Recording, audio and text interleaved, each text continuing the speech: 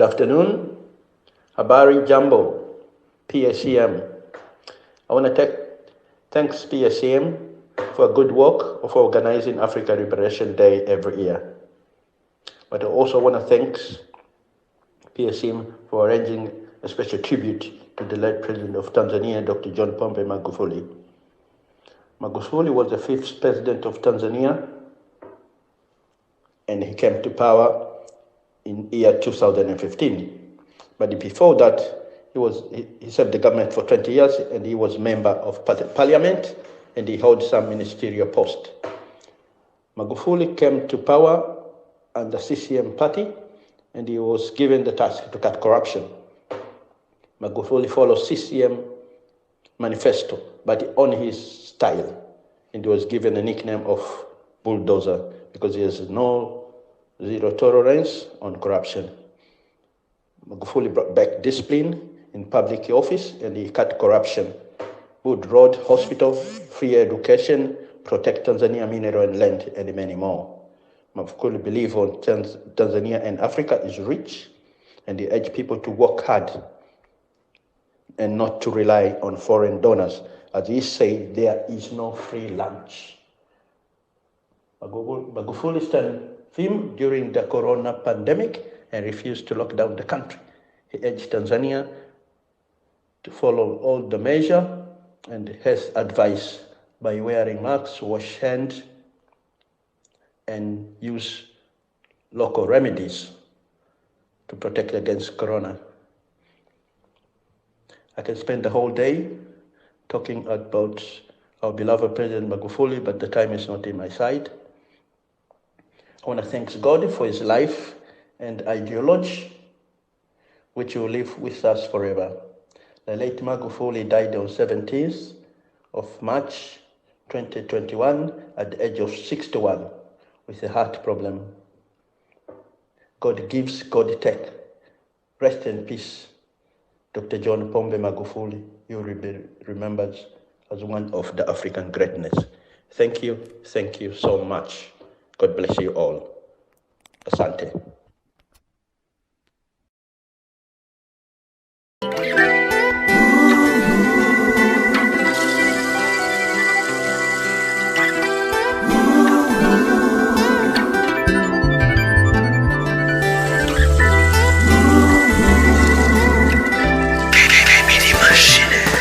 Machozi yanaanguka, shujaa umekwenda.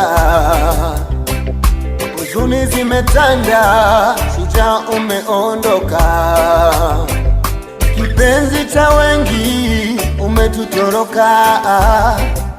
Raisi wa wanyonge umeenda zako. Umetuacha na majonzi moyoni. Mchapa kazi, mjeshi, umekwenda zako. Moyoni maumivu, ni ngumu kuamini. Msema kweli, umeondoka, nenda. Tutakukumbuka sana kwa mengi mazuri yako. Tutakukumbuka sana uchapa kazi wako. Tutakukumbuka sana kwa vitendo. Tutakukumbuka sana. Tutakukumbuka sana. Tutakukumbuka sana kwa mengi mazuri yako. Tutakukumbuka sana kwa uchapa kazi wako. Tutakukumbuka sana kwa vitendo. Tutakukumbuka sana. Mtetezi wa wanyonge, tutapata wapi kama wewe? Mwenye hofu ya Mungu, tutampata wapi tena? Mchapakazi kama wewe, Magufuli, mwenye kupinga rushwa na utegevu mbalimbali. Mzalendo wa kweli, mwenye uchungu na Tanzania. mioyoni simanzi zimetawala, haupo tena wala hatutakuona tena, nena salama, mwendo umemaliza salama,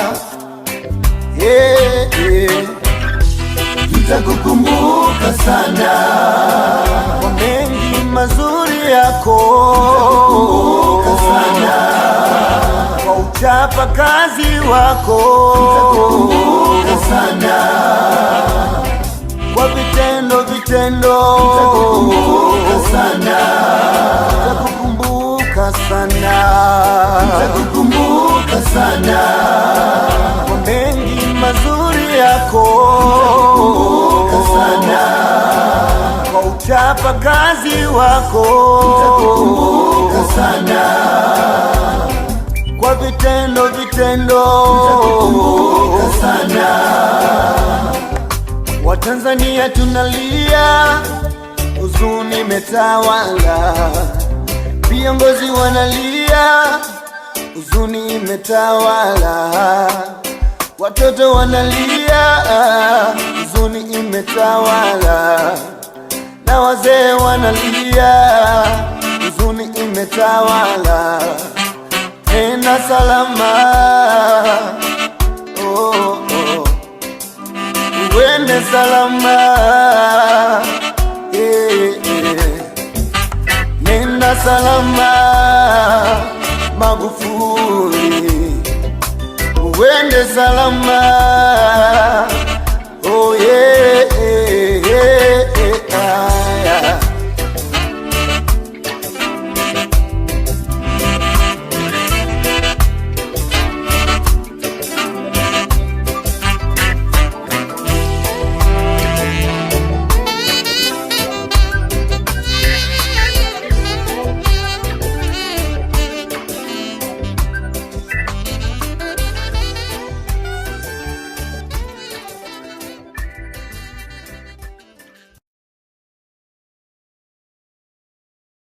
It is my pleasure to welcome Br Remani, who is going to chair another of these workshops, which takes us through discussing and showing the relevance of spirituality in African culture. It is part of the issue which we have to reckon with. We can't ignore the fact that we as African people have not and continue to contribute to the spiritual world. Spiritually, whichever way you take it, it resonates in various ways. But of course, the African mind and the African demonstration of it is something that we are proud of to be demonstrating and showcase at Africa Liberation Day. So I want to begin by saying, Br Remani, thank you for taking the time out and for this esteemed panel which you have put forward to, and we look forward to your deliberation. Welcome, Br Remani. Asante sana indeed, okay, so I would hope, yes, greetings, Br Leroy, greetings, Mama Mabella. Can you? Greetings, Abakai.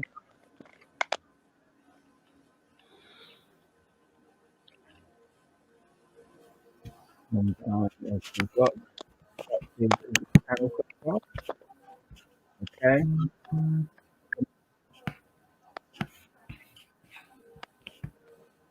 Can PACM ALD commence?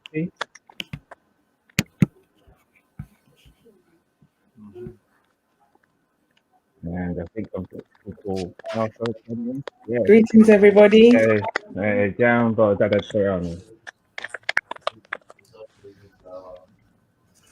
it's beautiful to see you all. You're all looking good.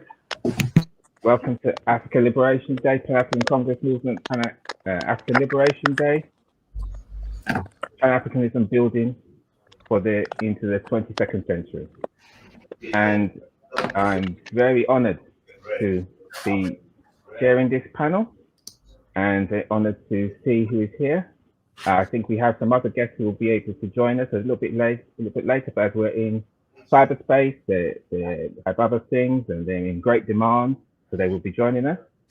But I will put up a slide to say who is here and who do we think, and what is the title of this panel, which I think is incredibly important for us to speak about. I'm very, very honoured and glad to see who is here to speak about it, because these are practitioners, priestesses, and people who not only talk the talk, but walk the walk.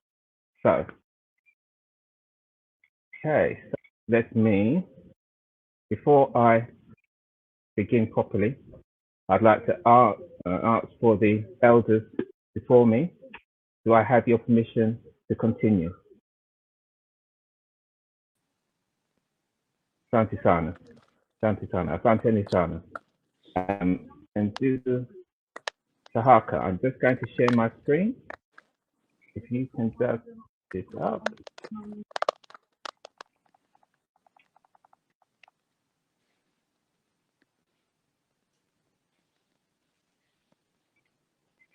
I can't see anyone, so in Digital Sahaka, can you let me know if everyone can see me?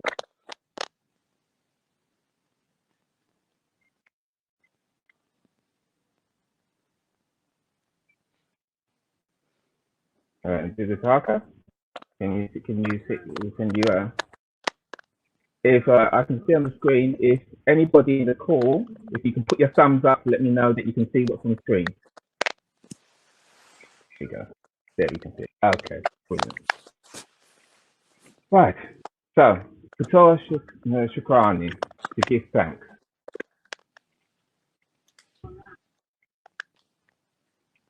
Sasa tuna washukuru wote, mamlaka na mababu.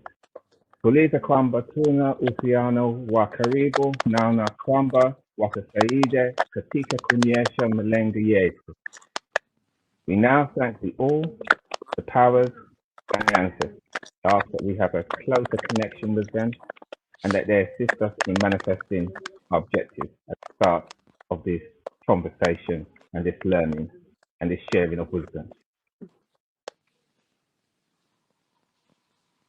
So the title of the panel discussion is, how will African spirituality contribute to the liberation of African people globally in the 22nd century?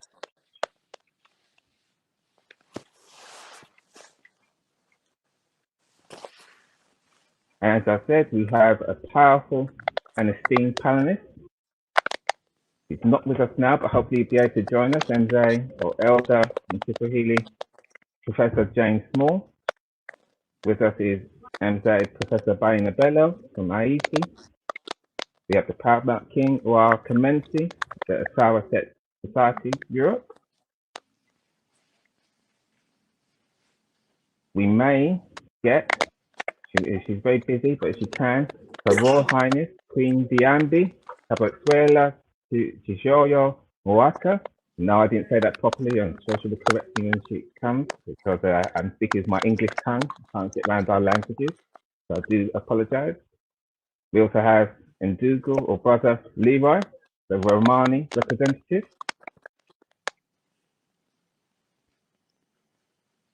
We have Dada or Sister in Kiswahili, Verona Spence Adolfo, the co-director of Ancestral Voices from the UK, and Dada Kai from the Akebulan Revivalist Movement as their representative.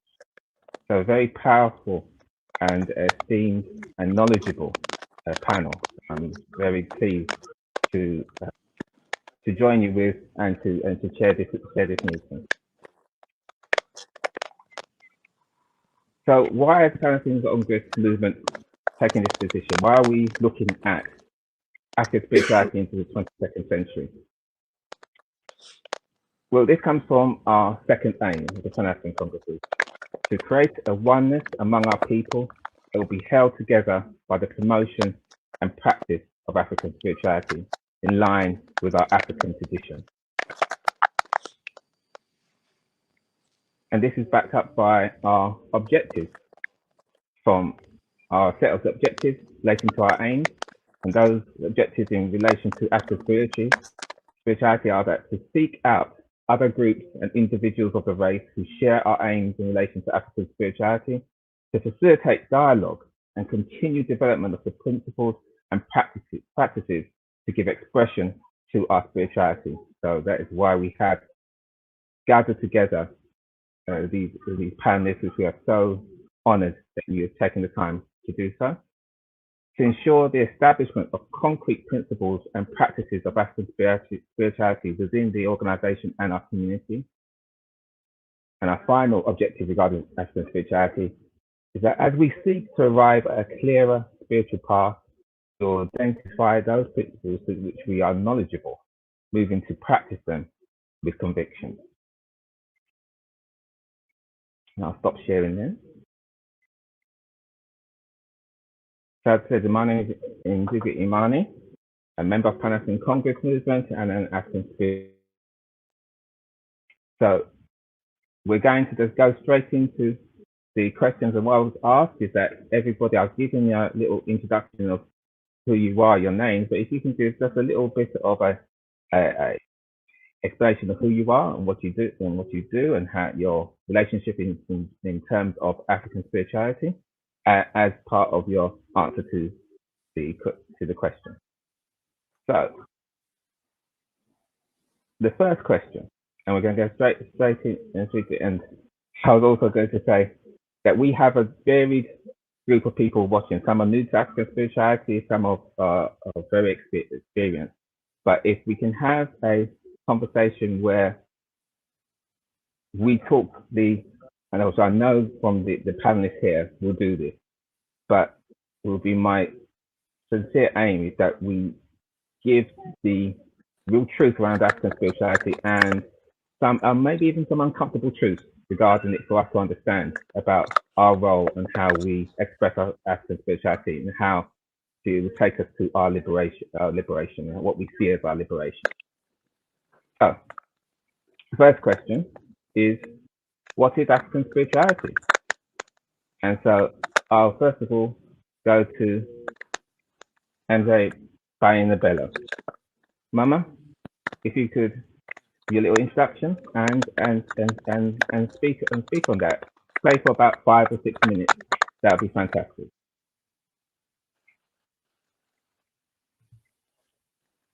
Oh, you're muted, Mama. Can you? Sorry. And I have a hard time understanding what you're saying.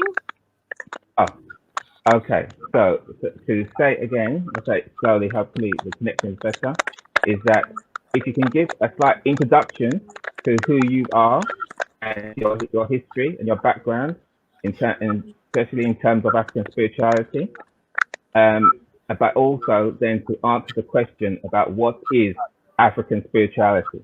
And if you can speak for about 5 to 6 minutes, that would be beautiful. All right. Thank you. Greetings to everyone. Jumbo, Hotep, Assalamu alaikum, Alafia.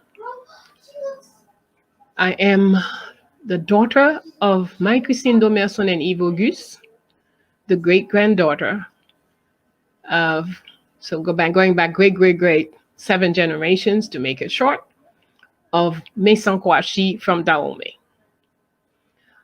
born in Haiti, 6 generations in Haiti. So, spirituality. The thing is, we are today looking at spirituality as a subject, a topic, a something, whatever, all kinds of stuff.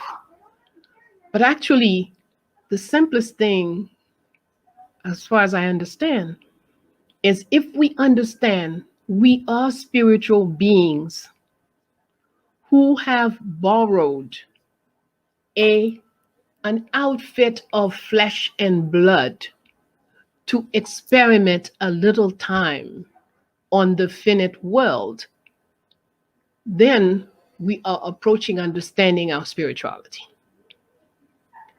It's not Religion has nothing to do. That's the essence of who you are.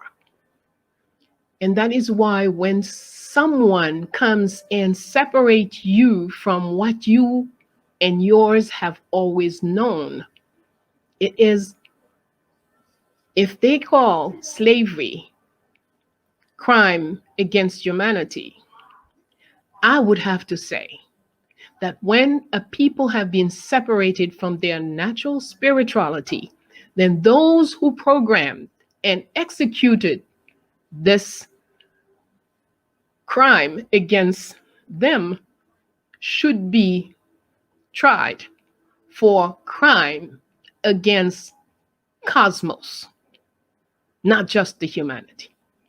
It is a cosmic crime to have separated the people from their spirituality, because the spirit is who we are. The flesh is what we borrow, and we must give it back sooner or later.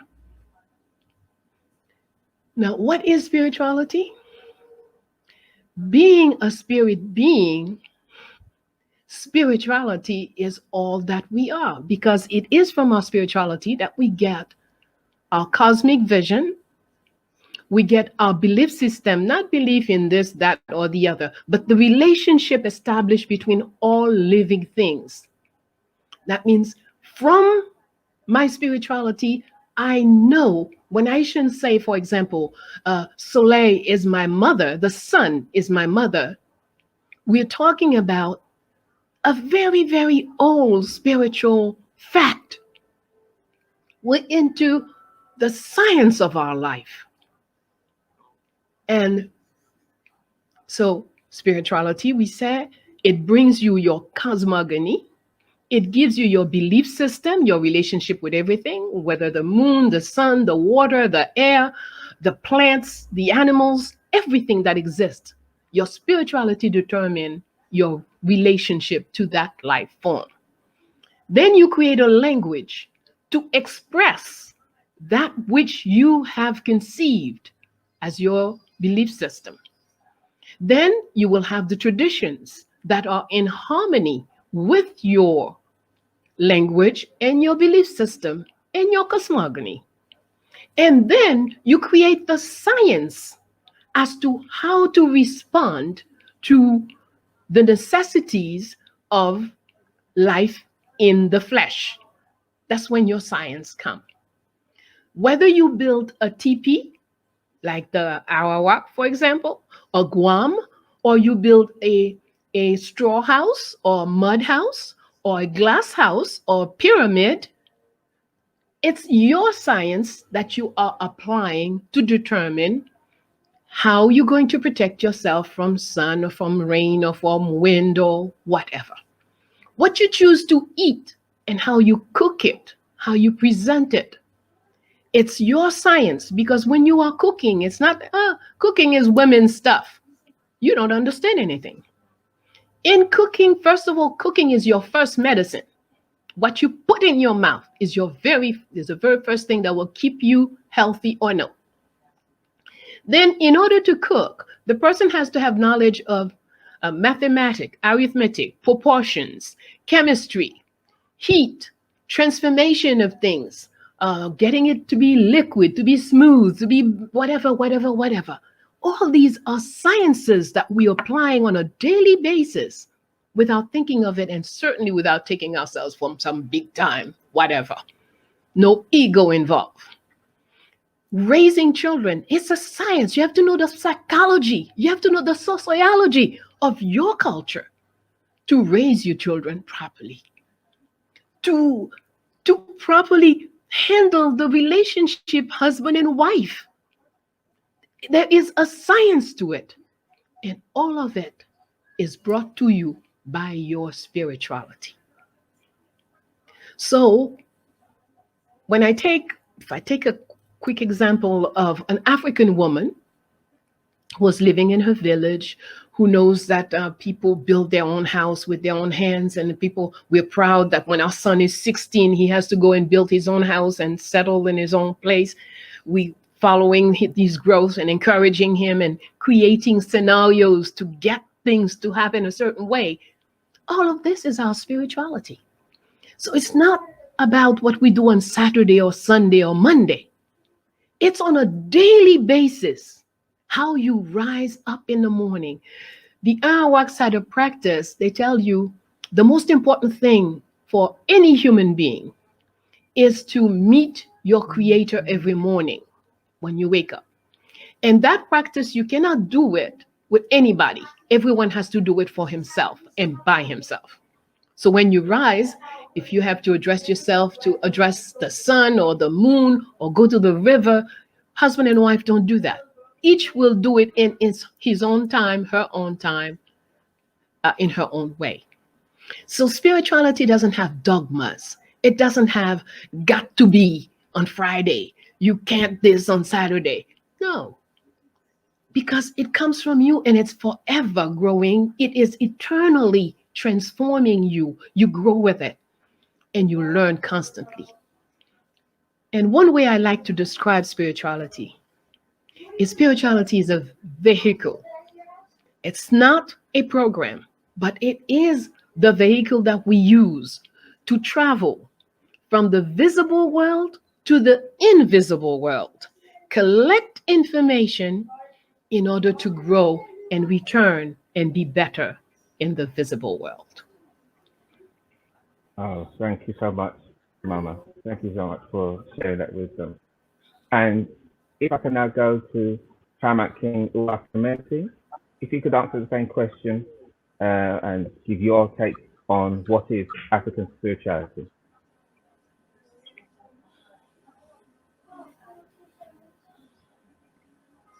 Elder, you need to unmute. Uwakamenti, yes. If you could, can you hear me?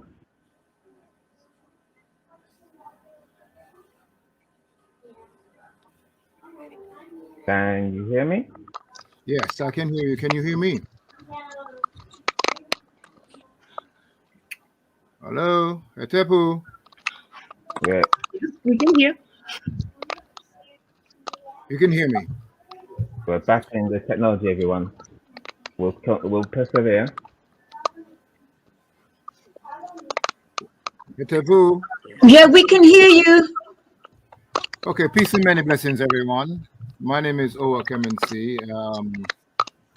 I'm the Paramount King of Osiris Europe, a priest of 30 years, a homeopath, healer, traditional Chinese medicine, etc., etc. It's wonderful to share this platform with so many distinguished brothers and sisters. And briefly, I would just say this. Spirituality is the apex of culture. Culture, as my sister was speaking earlier, is a means through which we know self.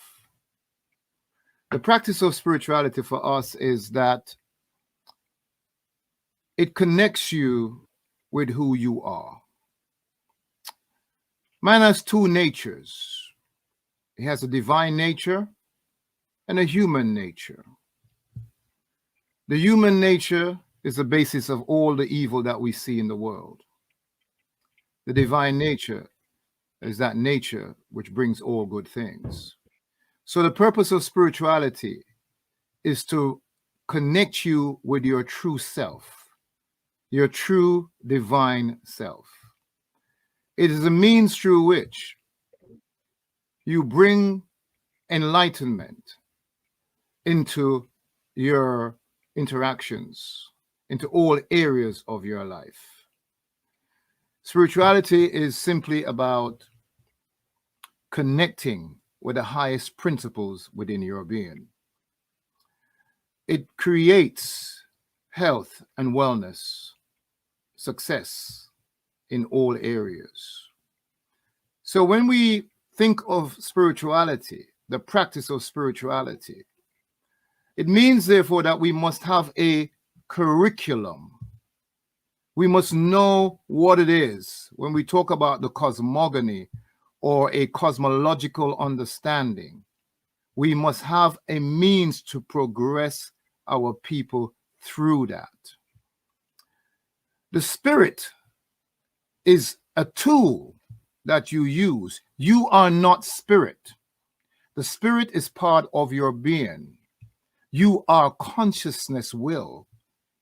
The spirit, as we see it from the Osirian perspective, is energy matter. It is that which you do. So spirituality is the means through which you use the spirit to achieve all that is necessary in life. We say the spirit is Ra. Yes. And it is composed of 11 fundamental parts. So if you are going to study and practice spirituality, you must have a curriculum. You must have a means through which you know how you are progressing. So there has to be lessons and topics and skills which must be defined, which the student in pursuit of its oneness with God will be taken through a process of education and practice. The student must have objective means to know where he or she is on the path of that reunion with the divine. You know, there must be a proper nomenclature, a proper language, a specific set of words that we use in order to understand what we are speaking of.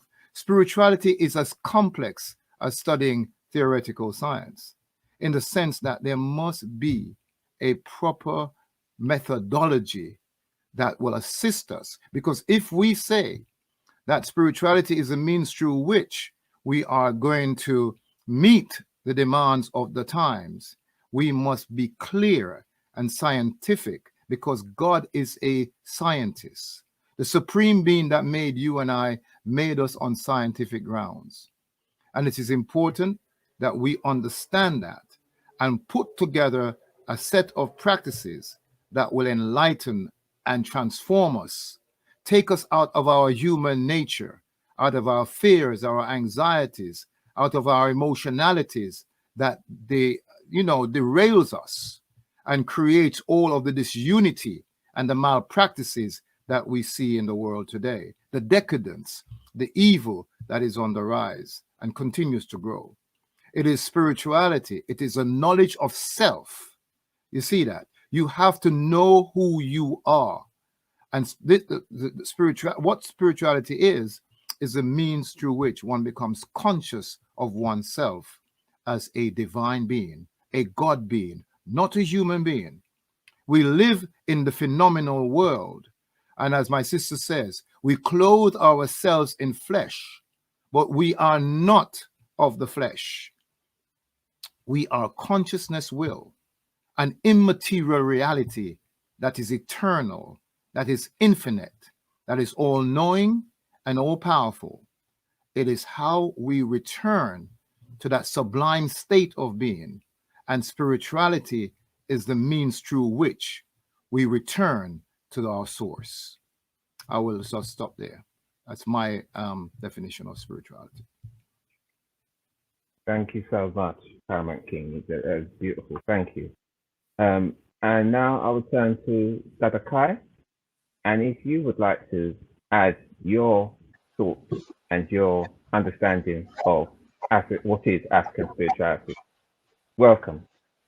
Tundamwari regai And mazwi andina taura nefungwa zimama yumangu zinziko ne memwari. May the words of our mouths and the meditation of our hearts be acceptable in thy sight, O Mwari, O Jah of our creation. Greetings, sisters, elders, sisters and brother kings and queens. Thank you. I'd like to send much love, respect, and Pan-African solidarity to the Pan-African Congress movement for allowing the Al-Kebalan Revivalist movement to have the opportunity to share the Al-Kebalan Revivalist movement's concept and understanding of African spirituality. Oh, sorry, I thought somebody was saying something. And obviously, I give respect and praises to our esteemed brothers, elders, brothers and sisters on the panel today. What is spirituality? What is African spirituality? Well, in the Al-Kebalan Revivalist movement, which was founded in 1987. We call it 6227, under the leadership of the spiritual leader of the Al-Qaeda Revivalist movement, Brother Leader Bandaka. We created a concept called Al-Qaeda Liberty, which means living according to the divine teachings and traditions of our mother culture. And through that, we have compiled an understanding of African spiritual traditions.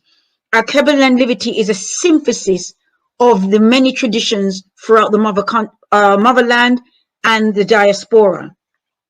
So our definition for African spirituality is a way of life steeped in reverence to the divine creation and divine African human cultivation. So we understand African spirituality to be at the center of and the foundation of our culture. So to express our culture, we have to know what our spirituality is at the center of that. So, and we understand that our culture is also an expression of our collective personality.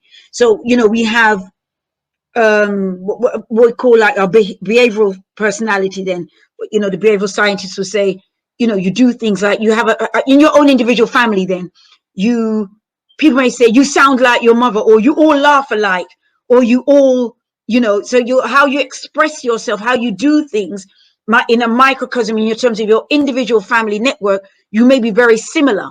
Well, we collectively, even though some of us will say that, you know, African spirit tradition, we're not all the same, but we are. We can find differences in everything. You move from South London to North London, they're saying the same word, but there's a slight change in the accent. But we are the same, but we may have slight expressions of the same understanding. So African spirituality, we're looking at African spirituality, we're looking at an understanding that it's expressed through our culture, and the importance of practicing our culture will bring us in tune with our spirituality.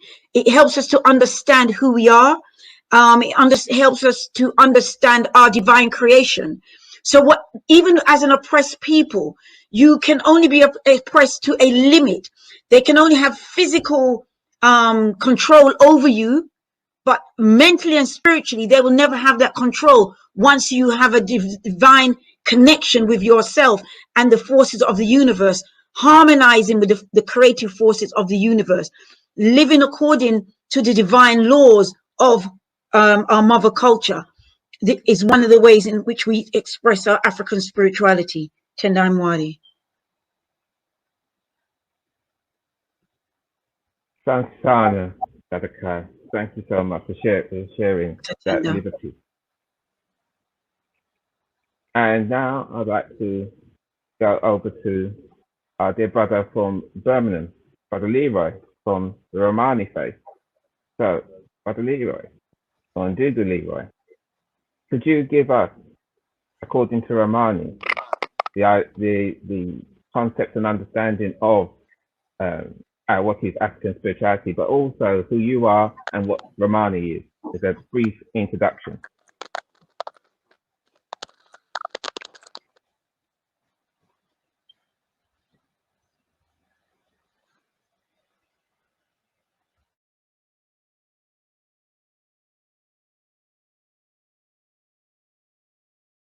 I think Ndugu Leroy is having problems with his connection, as we can see. So I'm going to, while that's trying to be sorted out, I'll go over to my dear sister, Dada Verona, who from Ancestral Voices, co-director of Ancestral Voices.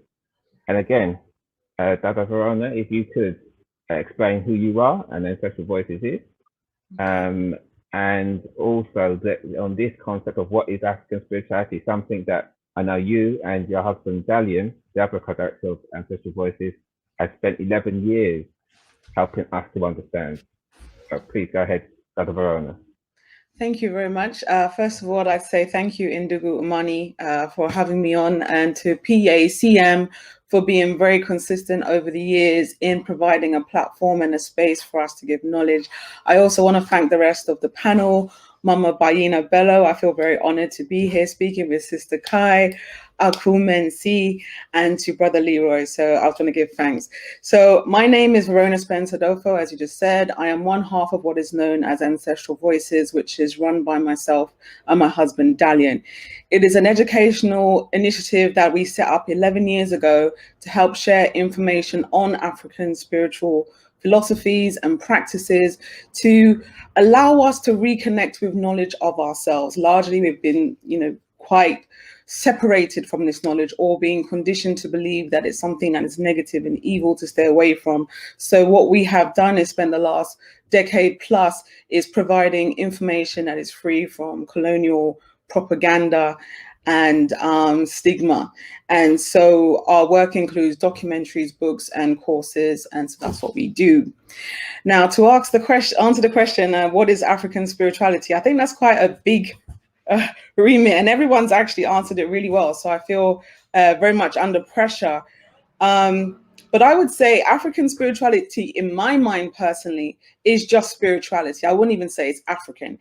It is just a people's understanding of their divinity within themselves, understanding their connection to their outer environment, and having that cosmological worldview. And as all the others have said on the panel, this is very tied in to the culture of a people. There is no separation when it comes to spirituality. It's not something that we can divorce ourselves from. It is in our very lived experience on a day-to-day basis. And our spiritual connection, if we look into African spiritual philosophies, has an understanding that we are literally connected to everything. So where there's that ancestral connection, for example, we always say that the oldest ancestor is God. So if you go back as far as you can within all the different generations, you go back to that very source energy which exists within us and permeates every aspect of life. So if it permeates every aspect of life, we're looking at nature, the trees, the rivers, the lakes, all of that still contains that very essence that's within us. And by understanding our spirituality and making that connection with it, acknowledging it, embracing it, then we realize that we are not these physical vessels that we see, but we're far greater. As many have said on the panel already, we are spiritual beings having a physical experience, and therefore we realize that we're much greater than what we have been taught. And by connecting with our spirituality, and particularly with African spirituality, we regain that knowledge of self that we've lost. And so this connection can take place in various ways. As we know, ancestral reverence is one of the biggest things that we do. We also have a very interconnected relationship with nature. As African people, being in nature, connecting with nature is one of the most powerful things for us to do. Nature is our greatest teacher. And so our spiritual traditions, as Mama Bello said, it's not about reading a book. It's not about doing things on particular days. It is your daily experience. It's your life. It's your connection that you feel. Every single breath you take, you're taking in that essence of life, that energy that exists within and without us. So I would say African spirituality allows us to tap into our full potential, our full being. And by reconnecting with this wisdom, we can actually rediscover ourselves.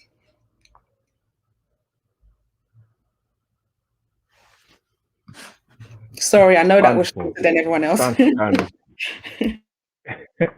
You did absolutely fine as usual, Dr. Verona. So you fit just fine in this panel, and you added your perspective. So thank you so much. Thank you so much, Santi Sana. And now hopefully, and Dizu Leroy, hope your connection is good. So if you can to speak on what is African spirituality, and also first of all just introduce yourself and explain a little bit about Remani, the faith that you follow. Okay.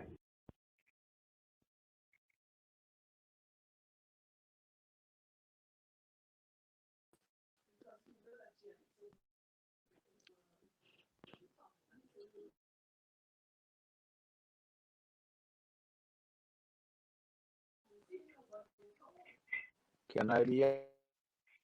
Yeah, I can just about hear you. So if you unmute yourself, yeah.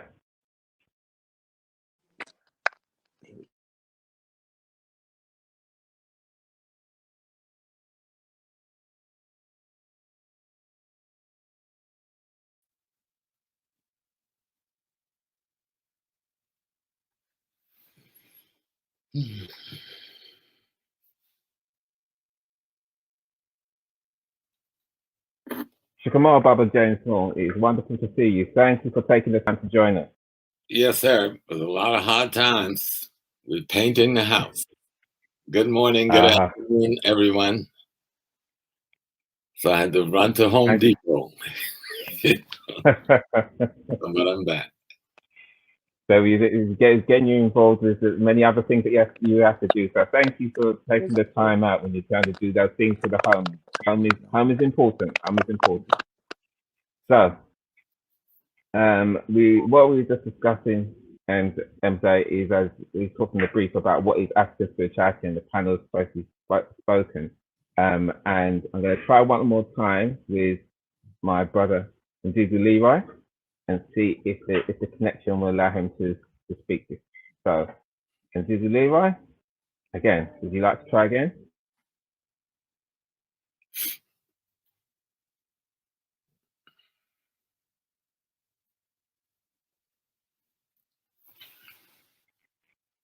Right. Okay. We'll keep on trying. We'll keep on trying. But we'll move to Baba James Small. And if, for those who don't know you, if you could just give a little bio about who you are and your connection to African spirituality, and or about teaching about African spirituality or spirituality. And the very wide question, I know it's very wide, but it's a question that our people will ask who are not familiar. What is African spirituality? And if you can take a little bit, about 5-6 minutes. I know that's that's not an easy thing, of just kind of summarizing that in a way for the audience. Thank you, Sana. Well, first, I'm Brother Small, Professor Small.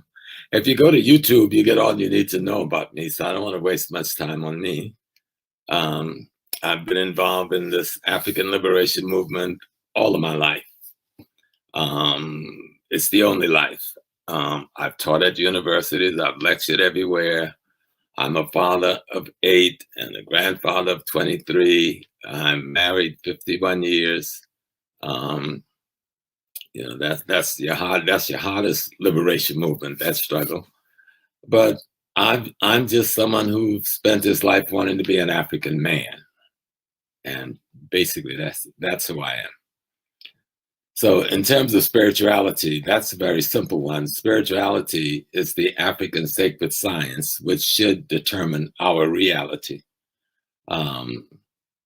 We have put too much Christian Islamic twist on what African spirituality is. It is the science of nature. It is the science of cosmology and the universe. It is the elements in nature that our people made relationship and got an understanding and a knowledge about, and learn how to live in harmony with nature, with the universe, and with themselves as human beings. And those principles and ideas and healing practices and psychological practices, when they all come together, that's African spirituality. So the basic way to say it is African spirituality is being conscious of and fully involved in your daily reality. Anything else I consider to be spookality. We look at the symbols, like if you're a Yoruba, especially in the West, and there's no such thing as a Yoruba religion. There's the Yoruba people practicing African sacred science. It's not some religion. Culture is a big part of that, because culture is the education system that they cultivate with that body of knowledge on how to live as human beings in the world. What we're calling spirituality is the core scientific understanding of the universe and nature and its elements and varied parts and function. How we relate to that, how that relate to us. So when somebody talk about Orisha, then we run around like the Christians talking about a deity or a God, which is foolishness. The orishas are the forces and the powers in nature. Those forces and the powers also exist in the human. And when you recognize the one in you, you should seek partnership with that same one that you recognize in nature. So the simplest way to say it is African spirituality, which I would prefer to say African sacred science, is about knowing nature, knowing cosmology in the universe, knowing yourself, and what the relationship should be between the three. That's the simplest way to put it. By honest, I must have did something right. Okay. We all look for Mama Bella to smile when we speak. It's very true. Very, very true. Always, that's the best place to check. Brother Leroy, we're going to continue, and hopefully I'm going to go to the next question, and hopefully your feed will just stay more stable on that. So hopefully we'll get. So what I wanted to, the next question, and you've all kind of touched on it, but I think for those who are new to this and are looking for answers, especially if they're more familiar with the Abrahamic faith, Christianity, Judaism, Islam, what is the difference between our African spirituality, African sacred science, and religion? So, here again, same thing. I'll go around 5 to 6 minutes. If you can, try to capture it. Okay, so I'm going to go back to Mama Bella. So, Mama Bella, if you could. All right. If you could take that question, please.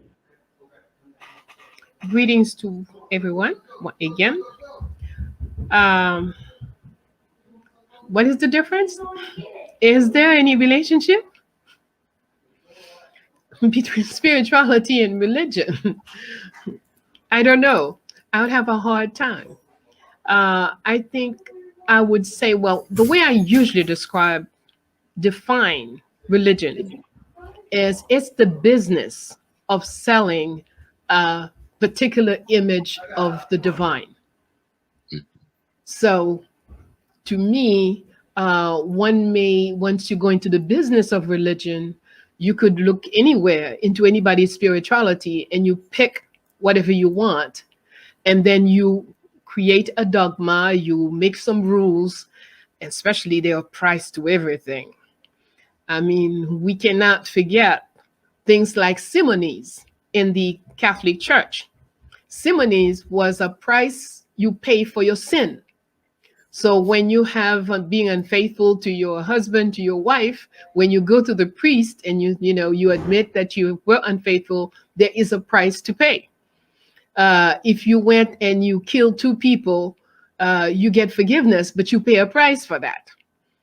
And so, there are all those practices that when you look at the structures and, the business, how this whole thing is arranged. And we have to be very careful, because as these societies, these religious societies dominate the world, we've gone to their schools, we've gone to their churches, and a lot of their ways are into us, not coming, they are in us. Therefore, we tend to, even though we say, yeah, African spirituality, we may have the outfit, the words, the language, the this and the that, the songs, whatever. But then Verona wants to know a song, and hey, how much you going to pay for me to teach you the song? Ndugu Imani has a little problem, and all he needs is some basil leaf tea. Well, he's going to have to pay me if he wants to, So it's really, to me, I don't put the two in the same basket. Okay, spirituality is the essence of who we are, whereas religion is a concoction. That's what, at best I would say it's a concoction. But really, I think it's a business. Asante sana, Mama. Asante sana. And now I'll turn to Tamak King for commencing for the same question. And how could you share with us your thoughts on that?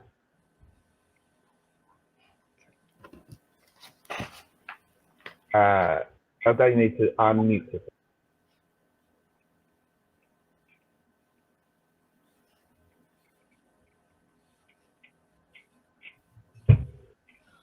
There we go. Yeah. Yes, I think we have to be clear here. What we see that is being practiced in the Western world called religion is really a methodology of separating you from your divinity. That there is a God outside of you and you are separate to that God. And so a cultivation of a dogma, a way of a mindset is created where you are powerless. But when we look at the word religion, we see re-legan, re-legari. In other words, that which ties you back to that which you are. You are a divine being. Spirituality is exactly that.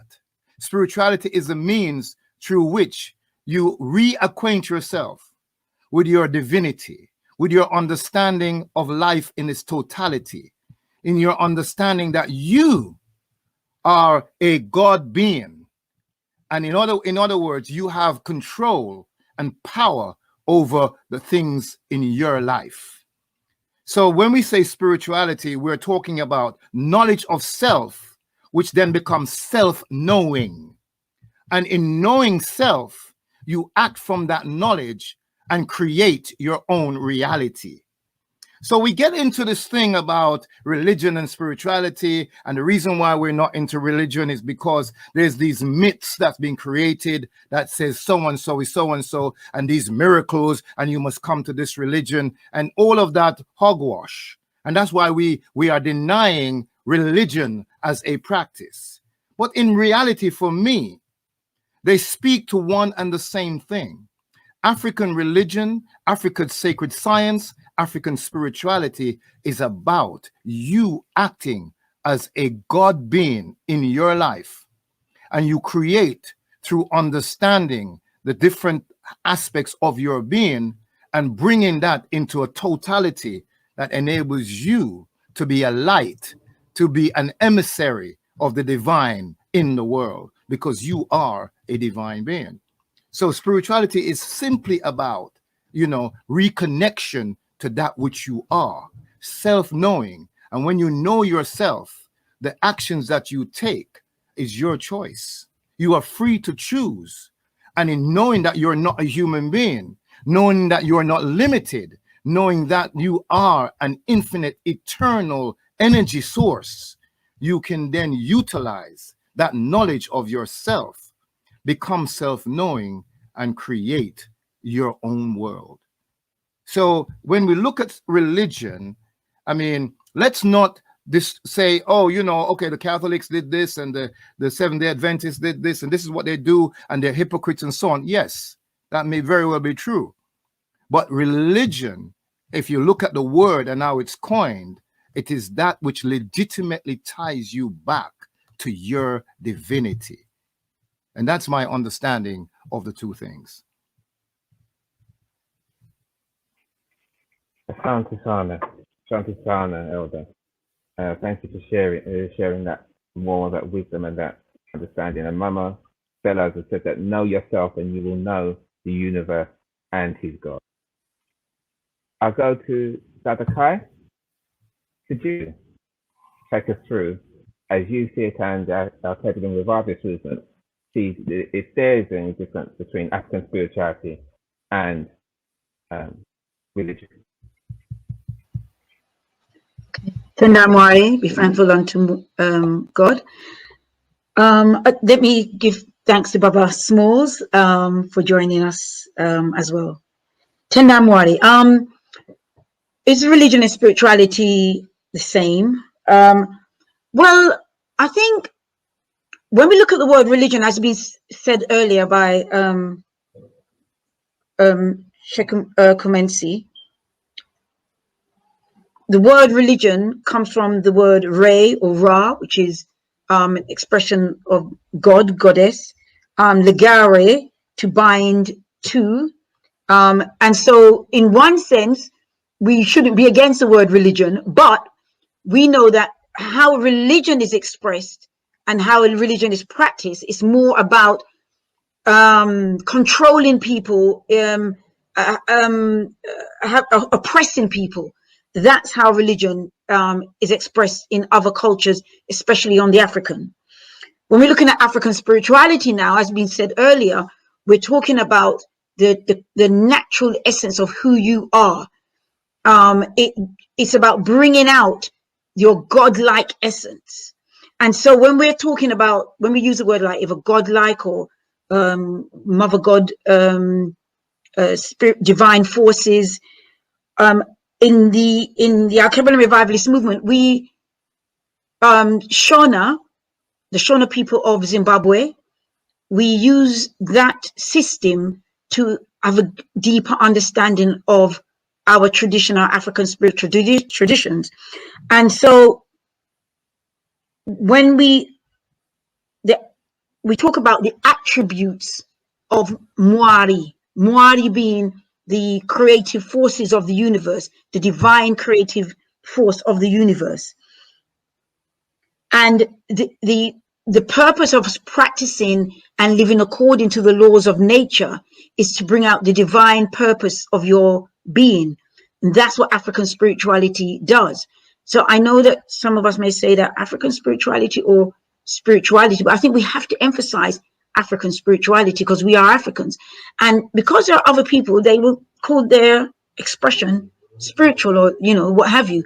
But because what we've been through, we can't afford to let our people just slip into something, thinking, well, it's all spiritual.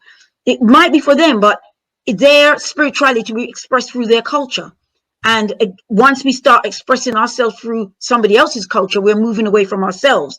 We're moving from our divine essence of being. And so when we talk about like the attributes of Mwari, our godlike self, we have Mwari Nyakusika, God the creator of the universe. Mwari Mukurukuru, God the greatest above all greats. Mwari Anemasimba, the omnipotent. Mwari Muzivi, the omniscient. Mwari Arekwese Kwese, God the omnipresent. All these attributes of the creative forces are within us. And so it's very important that we understand our culture. To understand the culture, we have to understand our spiritual divine self, and we have to live according to the laws of nature. The only laws that we should be living to is that as presented in nature itself. Then we know we are living according to our godlike self, and we are striving to be a perfect being. Tendamore.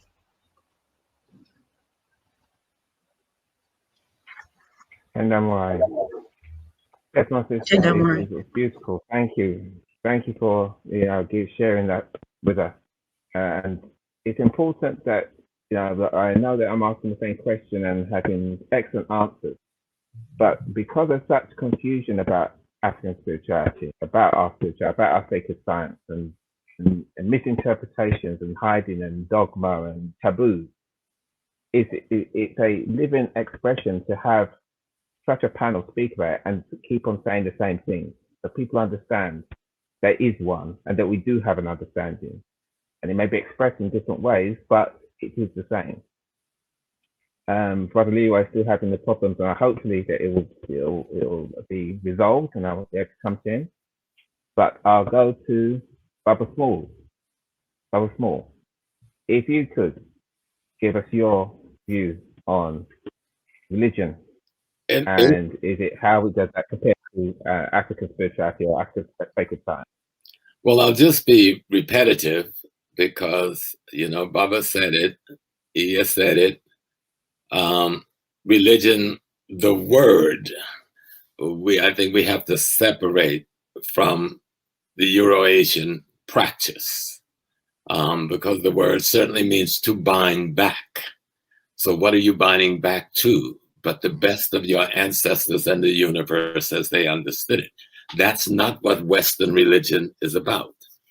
There was a British lord in about 1832 who had toured Nigeria, and he went back to the British Parliament and he said, I've traveled this country for months and I've never met a more kind people, a more honest people, a more just people. And if we're going to defeat these people, he told the British Parliament, we must destroy their culture and their spiritual system. He said, otherwise we will never defeat the African. And so that's what they set about to do with what they call religion. Typically, I say religion is a tool of spirituality. And I'll explain that. Because spirituality is a greater understanding of universe, ecology. Religion was the rituals, the teaching tools, the ceremonies, the music, the dance. That's how we taught the concepts, ideas, and principles of cosmology and ecology, and use that to remind ourselves. When you expand that, we didn't use the term religion in Africa in that way. We use the thing we call culture. Culture is our university. That is how we carry on intergenerational transmission of the body of wisdom that the ancestors have garnered, that we're calling spirituality now. But if I look at the sisters on just to show the world, I'm looking at these sisters. They are women. They have a womb. They give birth. In my traditional practice around Yoruba, I talk about Obatala, and that Oludumare sent Obatala to create human forms. But then Obatala must be the principles that functions in the womb of the woman, because the only way the divine creates is through this woman's womb after it has been seeded by the man. So you're not you're not a tool of the divine. You're an aspect of the divine, because that's the only way the divine can create. So you must be part of that thing called the divine. You know what I'm saying? It's so simple that we are expressions of aspects of the divine essence, having this peculiar experience each of us are having. But we are governed by the same laws that govern Jupiter, Mars, the Earth, the sun, the moon. Yet each of us have our own special element.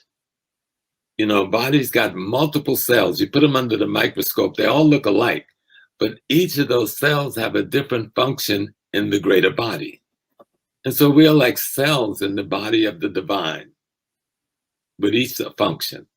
Yet we are obligated to the totality of the divine, with all of its capabilities.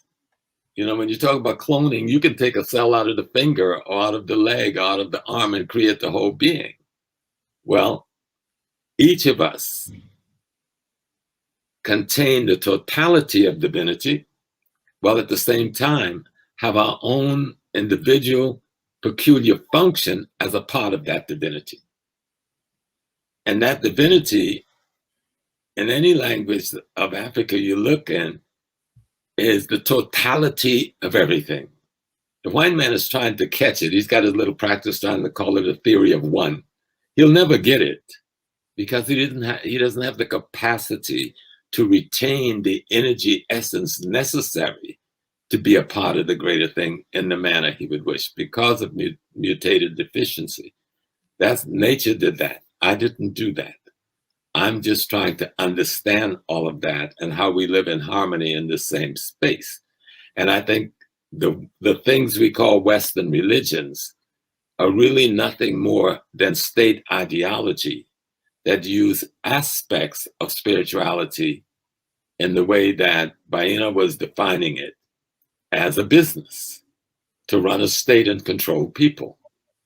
And so spirituality is, I am equal to everything in the universe, and so is everybody else here, except I have my peculiar function.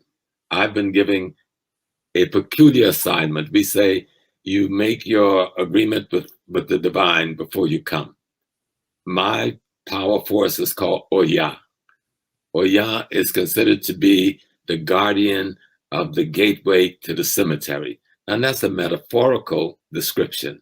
What that means is that you're the guardian of the body of wisdom of the ancestors. At the other end, Oya is considered to be the wind that causes changes.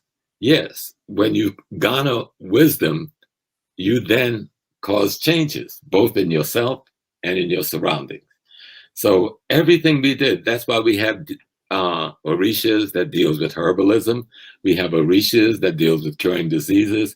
These are scientific schools of thought and understanding that are powers unto themselves in the universe. We've learned to build relationship and understand and know them and to use them in our daily lives. And so we're caught in a hard place because they use the term religion for their state ideology. And they use element of our culture that can confuse us because we look and see, oh, that sounds so much like Africa. And we embrace something that is only a piece of a whole and not a whole.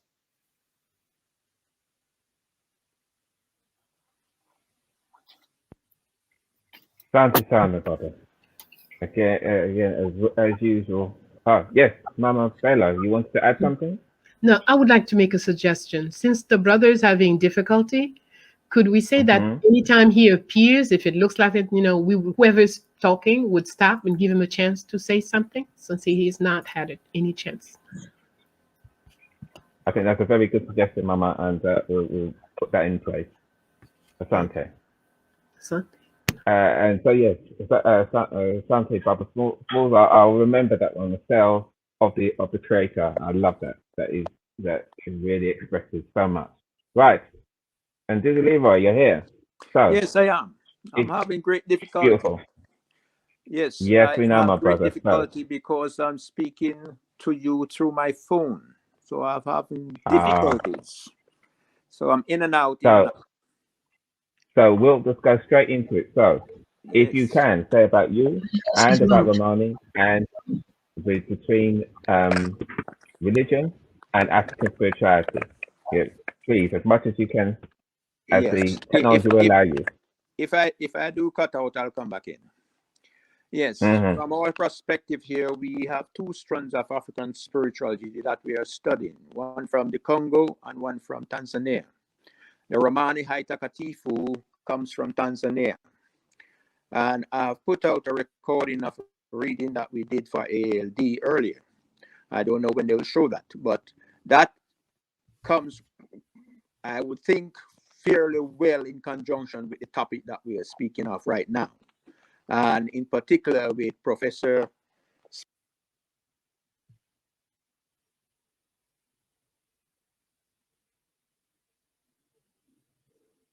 Okay. We'll see if he comes back, then we'll just go straight to him. So, Dr. Verona, same question. Or you can say that, everyone's answered it, but I know you have information that you can share, even if you don't think so. But Br Leroy but Br Leroy is here, so we'll go straight to him. Okay, so Asante Sana, Dr. Verona. Okay, Br Leroy, please continue. If I may continue. Yes. So our teachings coming from Congo, which is Vuvamu, law of creation that we have studied. And to go quickly into that, a basic principle that we have been taught in law of creation is that spirituality is the beginning of us all. And that is which our culture comes from. And because we have culture, we have people gathering together, and that in itself creates economics.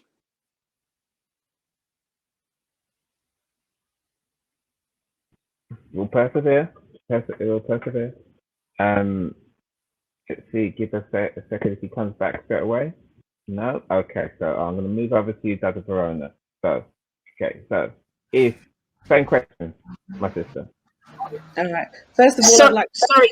Oh, sorry. Oh, no, sorry, I apologize. Sorry, it's okay. How many more is back? I thought it was Yeah, in your we'll try again. Yes, Thank you. it Thank is you, a Dr. cat and Broder. mouse game here. Yes, it's the technology. We don't control Yes, it, and we just right. persevere.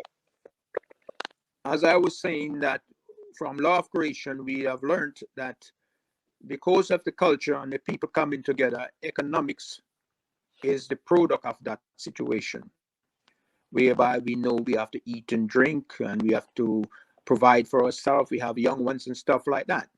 And because of economics, that is where politics comes in, because politics is an arm of economics. It's the, you could say, the managerial arm of economics. It created the conditions and it can.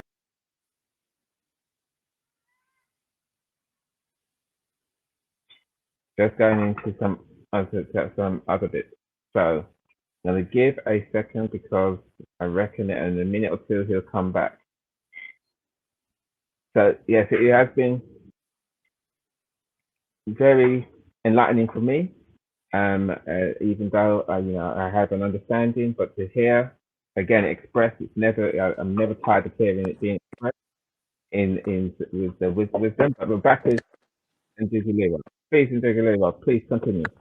Yes. So in effect, from where I am studying from at this moment in time, because I am very new into the African spirituality, just over 10 years or so. So from where I'm studying, Professor Small, Professor Baina Bello, and our sister Veronica, and other sister have expressed basically what we have been studying, but it maybe a slightly different format. But for what I've understood and for what I've learned, our spirituality is that we are a spiritual being residing in a physical body, in a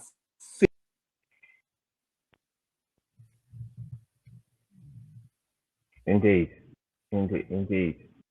Again, that point about it's a understanding, a shared understanding, even in different parts of the world, we do understand things in the same way, which is a blessing. So I'm going to go.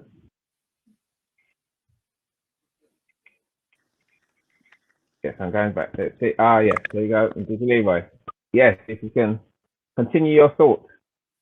Yes. So presently, what we believe or what we see is that spirituality, in its essence, as Professor Small and Professor Baina Bello has stated earlier, is the way of living. It is not something that gonna come to you or you're gonna go and find it somewhere. It's the way you live. And you have to live in that spirituality in connection with nature, because the reading I've done earlier telling you that. Again, Professor Small indicating again about the female, where the creator is co-creating with the female. Yes, important point he was making from the Remani way of life, and see if he comes back. And just in preparation, then what we'll move on to, and I'll come to Dr. Verona for the rest of this current question, but we'll be going on to if the question is and I'll stop there. And Dizzy Leroy. Yes, as I was saying, and this is quite interesting. But as I was saying, that there's not a lot I can actually say into what already been said, because we are on the same pages, we are in the same book. So for the Remani, we are referred to the Remani as a map, and that is because it is not something that you just read. It tells us that when you read, it also reads you, and it shows you what to do, where to go, and how to go about it. So when I took that reading, I have a meditation before I took that reading, and then if it's put out later on, I think you can all see that reading and what it is saying. It might be a little bit difficult to understand.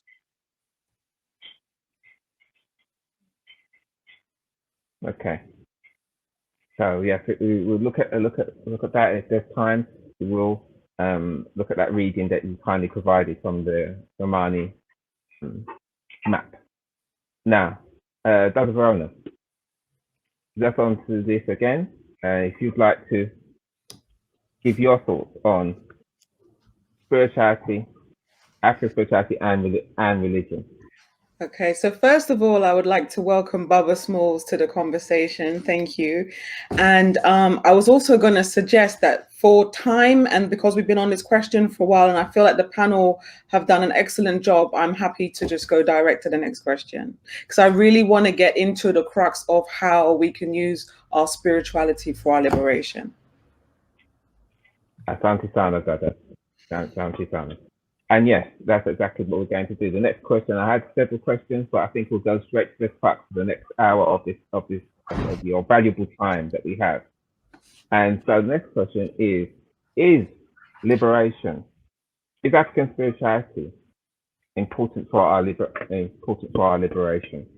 And you've all kind of spoken about it, and that is our way of life. But let me just say that I know in my youth, you know, when first coming across ideas of spirituality, very focused on politics, and felt that it was somebody's asking you to meditate when somebody's trying to lick you upside your head.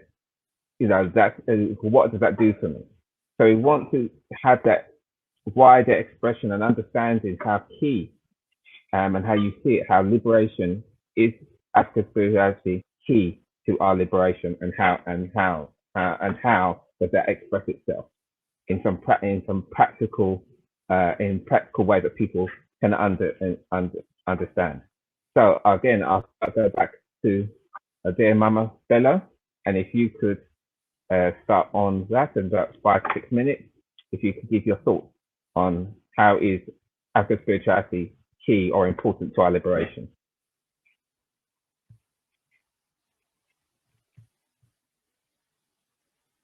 Sorry, Mama, you have to unmute yourself. Asante sana. Okay. Very simple. If you're not yourself, then you will be somebody's slave, period. Whoever fabricated you will make you their slaves. So there is no liberation without going in and becoming who we are.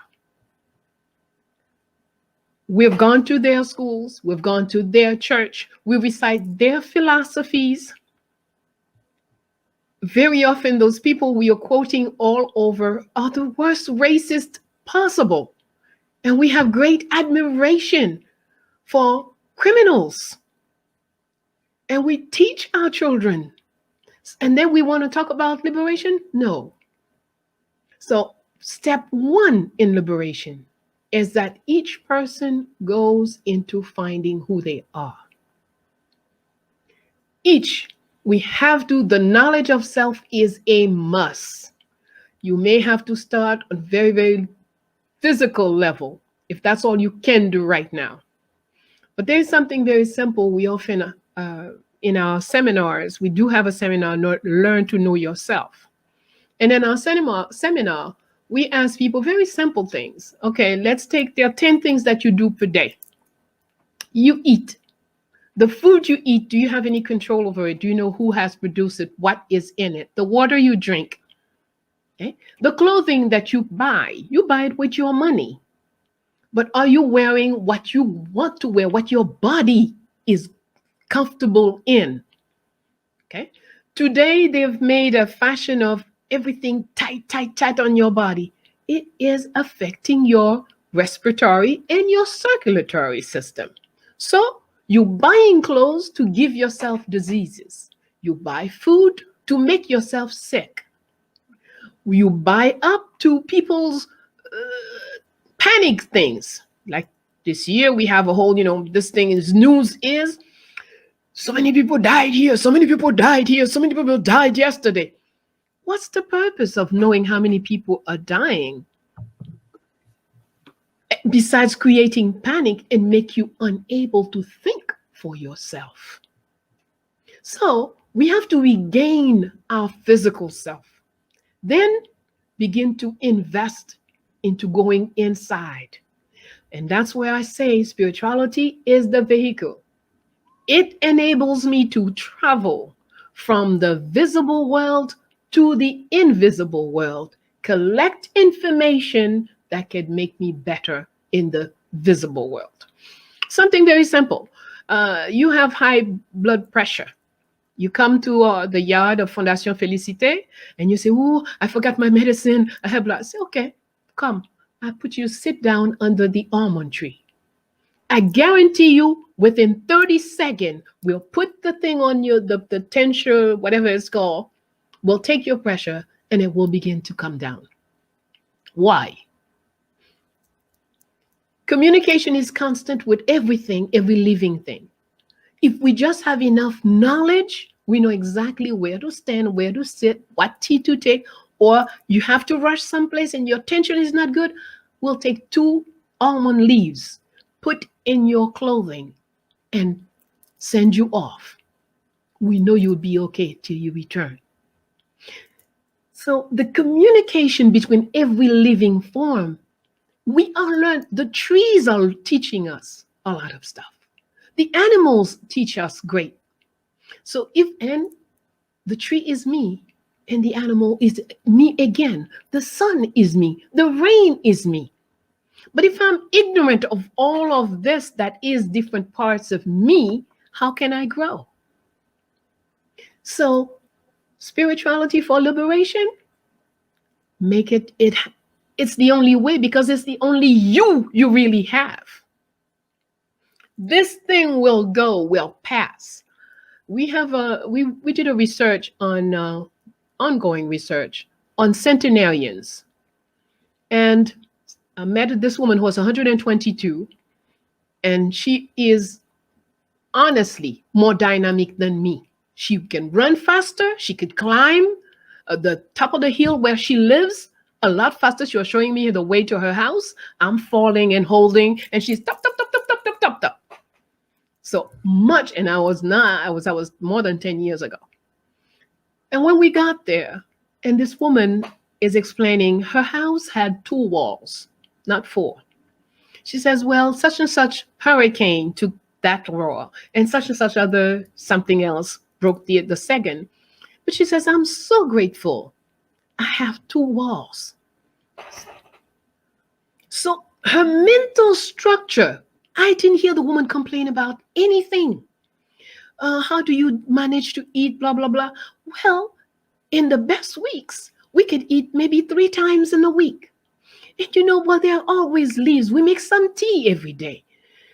Everything was positive in the way she was looking at the world. Well, of course, we were blessed to manage to reconstruct her home and whatnot. But the most important thing, this woman was so into herself. Her children are died. Her grandchildren are dead. She was raising her great-grandchildren, fighting to put them in school, to comb their hair, she was busy on a very everyday basis. But I realized this is a woman who lived. She knew everything you wanted to ask her. She knew it, or she doesn't know it. She says, wait, maybe I'll know it tomorrow. Come back, let's talk about it. Because she had such communication with her inner self. Nothing bothered her. So all this to say what? Spirituality is not something we're going to go someplace and learn, or people come to you, oh, make a miracle for me, I need to have this. No. Get your life together. Get to know who you are. Get to touch the power that lies dormant inside of you. You have the power.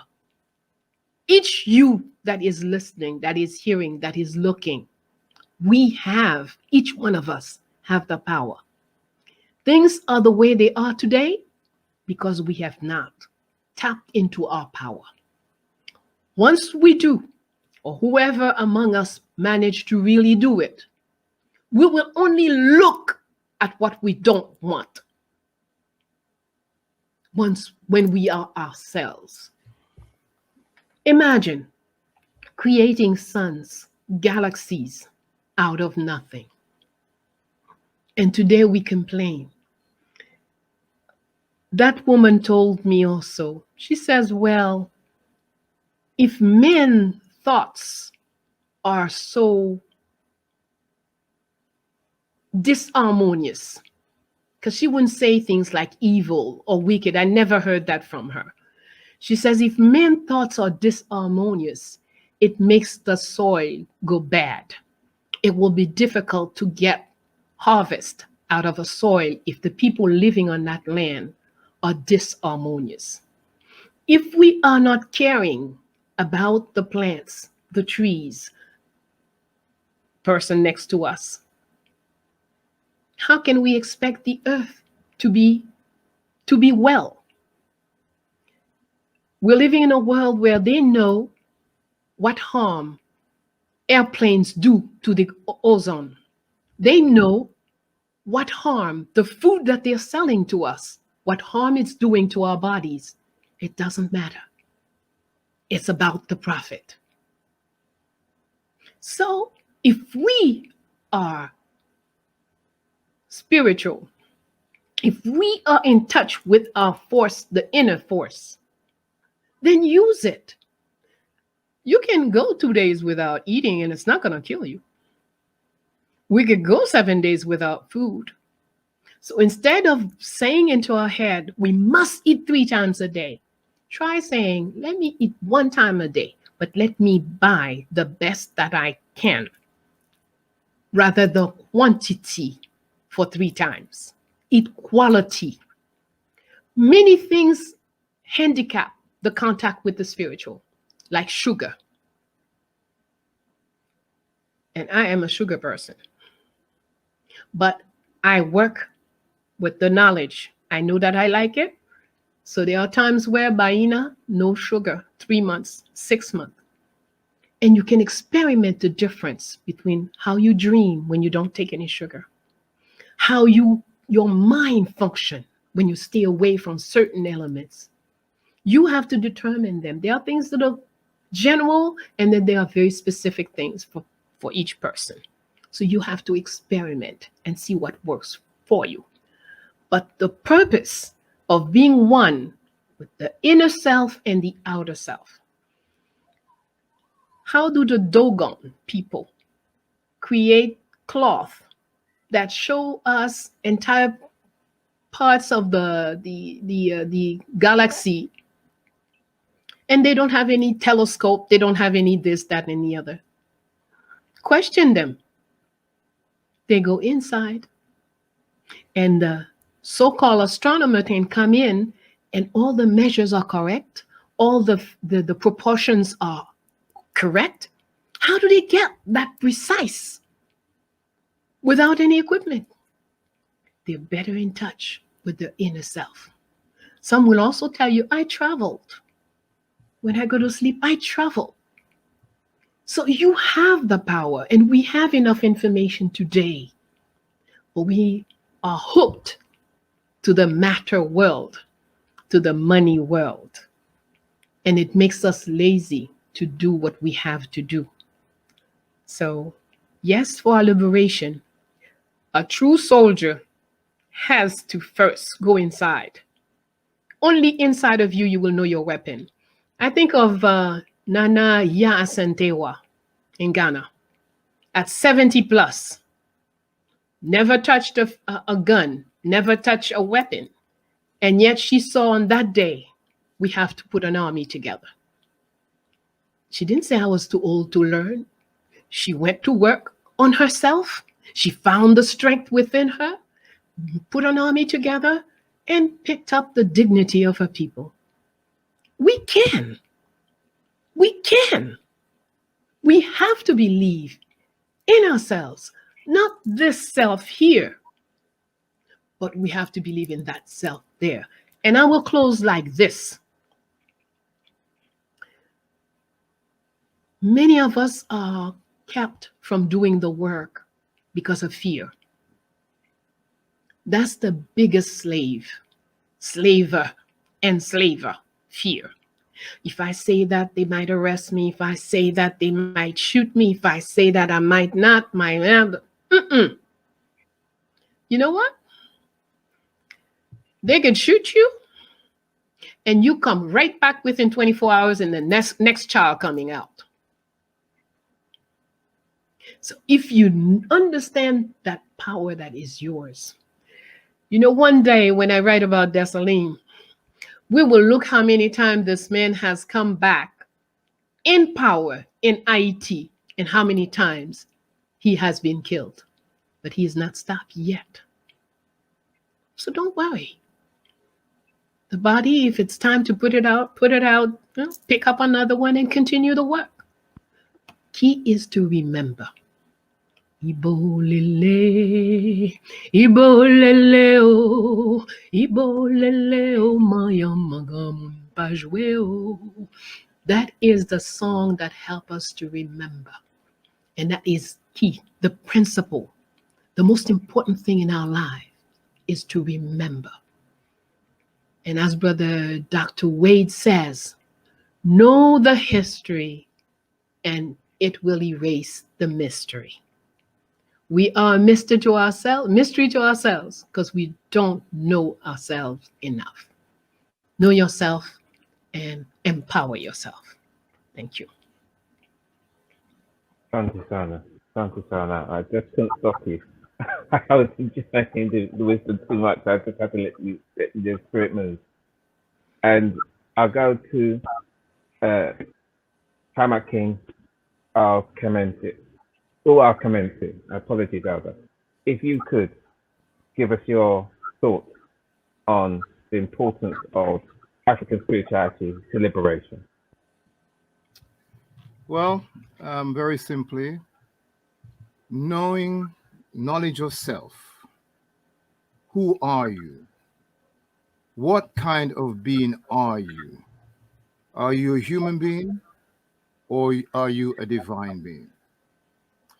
If you know that you are a divine being, a God, then you must know how to utilize your spirit.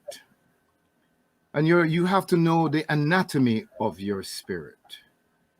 And in understanding the anatomy of your spirit, you will then go to work to create your reality.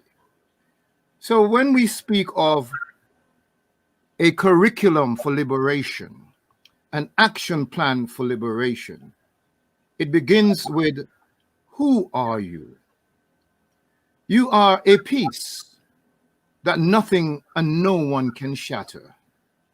There's absolutely nothing in this world that can make you afraid, that can make you do anything that is not consistent with the whole. Nothing and no one is against you. Since each event in life serves to further your oneness with God, it enables you to reclaim that which you are, to understand that you are omniscient, that all knowledge is within, and to go within, you will find the answers to the issues that surrounds us. To understand further that you have the power to transform and to change your reality by knowing yourself. To understand that your life stands upon laws, the laws of nature, natura, neter, the supreme being, God. Understanding that you are love itself, and there's no greater force in the universe that can stand against your love for self, your love for people, your love for all things. That you are able to share, that you are able to give, seeking nothing in return, and you're never diminished when you give. To bring justice into the world, not through vengeance, but through the protection by living the law, by being a peaceful warrior, breaking down all barriers, removing all obstructions, because you understand that you're infinite and eternal. To choose, to have the freedom to choose, of knowing self, of knowing that which is righteous, that which is uplifting, and that which serves all.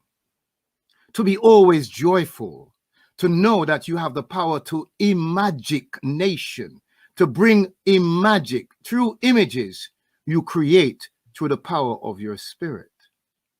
You see, to communicate, to educate, to open the way so that people will understand the situation and the solution. To devote yourself to your liberation, which is to liberate you from human nature, from fear, from anxieties, from doubts, from worries, but to know that by cultivating the divine within you, you bring into manifestation that which you need.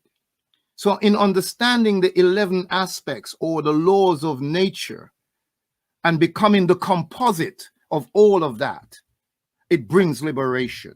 Because firstly, to liberate anything, you first have to liberate yourself. And you liberate yourself by the knowledge of self and living that knowledge so that you become self-knowing. To live in accord with the physical world, understanding what maintains your body, your breath, your sleep, your hydration, your diet, your exercise, so that you will really inherit the earth. In my tradition, we call that the Urpa Neter, the king of the phenomenal plane. So you, who is infinite and eternal, and as we say, a divine being having a physical experience, it is in that knowledge that you can create a liberation theology and a liberation practice that will surely liberate you from anything the European man or anyone else can proffer against you. It is that understanding that is at the core of a liberation struggle. The knowledge of self. You become self-knowing. You're a divine being. And nothing happens without energy. So when you know yourself, you're able to utilize the energies, the forces that are in nature. And that is what we do as spiritual people. We first become the oneness of God, the representative of God on earth, through cultivating spiritual practices that enarmors and engenders liberation.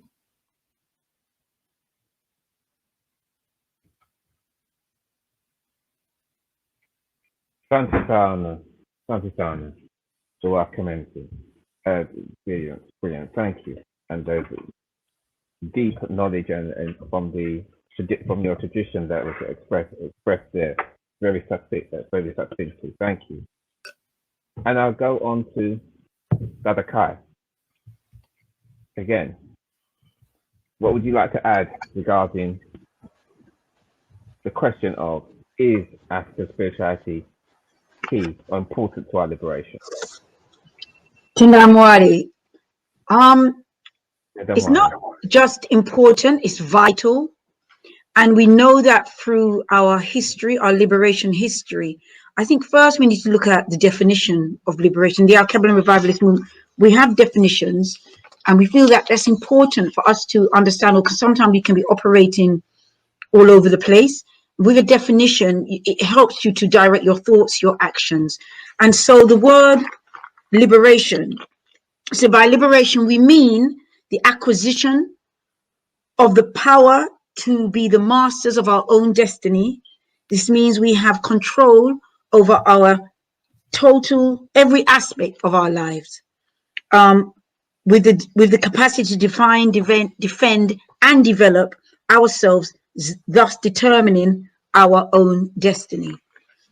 You see, to be a liberated people, individually we may feel that we're liberated, but collectively, if we are not liberated collectively, then we're not liberated. We're not free as an individual, but if we're not free collectively, then we're just not free. And so we know that when we look at our history, our recent history, in terms of our liberation fights, we always saw that Africans, the Haitian Revolution, the Paramaris under Zumbi, Nani under the Coromantes, which is commonly known as the Maroons, Taki, Busa, Klat. There was always spiritual ceremonies evoking our ancestors before we went to fight. So the liberation, when we talk about African spirituality, it's integral. You're just not free. We're not going to be the masters of our own destiny unless we embrace and we practice our own traditions. And it has to be a collective effort. In the Alkebulan Revivalist movement, we have what is called Shumira, which is our monthly worship, where we come together as a community and unify and bond our collective, our spiritual and our collective what do you call it, energies. And it's very, very powerful. It's the first Umojide of the month. It's so important that as Africans we understand that our spirituality, or as Baba Small said, African cosmic science, are organized. If you look at the cosmology, it's organized. It's not just operating randomly, because you know all the planets we're bumping into each other, doing all kind of weird and wonderful things. Everything's organized. And so even our spirituality has to be organized. Yes, there is a level of intuition. You move with a particular vibration, but then you bring all those vibrations together. It's powerful. It's powerful. And so that's why we say, I am because we are. For since we are, therefore I am. I have life because we exist. I am strong because we have power. I have worth because we value our existence. I fear not because we have courage. I am committed because we have discipline and direction. I am ready because we have work to do. We have to do it together. That's the only way, brothers and sisters. We have to unify our collective efforts, and we have the creative forces already in our power. The late Baba Joseph Ben-Jakalan says, religion is a deification of a people's culture. Therefore, religion empowers the people in whose culture the religion is expressed. So African spirituality is vital, not just important, it's vital to our liberation. Tendamwari. And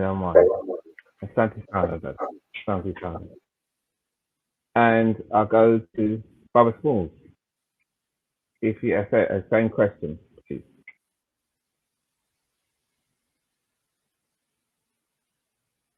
Baba, you need to unmute yourself, please.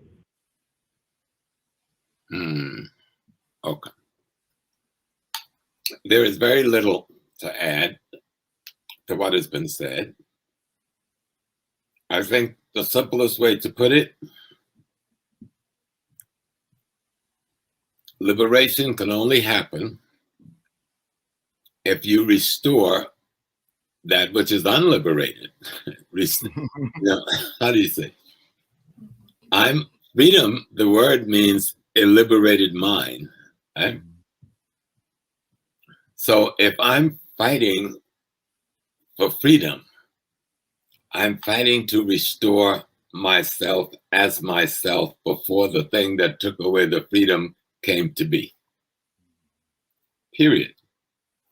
Others have said it very eloquently with details. But it's a question, what am I liberating myself from? Or what am I liberating myself to? And I'm liberating myself to be who I was before anything abnormal came into my space, into my life. And that means we must return to an African way of knowing reality and establishing worldview from the knowledge of that reality. There is nothing else that can be called liberation. I do not want to be liberated to be an American, a Democrat, or a Republican, or for democracy, or for socialism, or for Marxism. None of that has anything to do with liberation. Whatever I was in my perfection when I came out of the womb of my mother, I want to restore that. Anything short of that restoration is enslavement.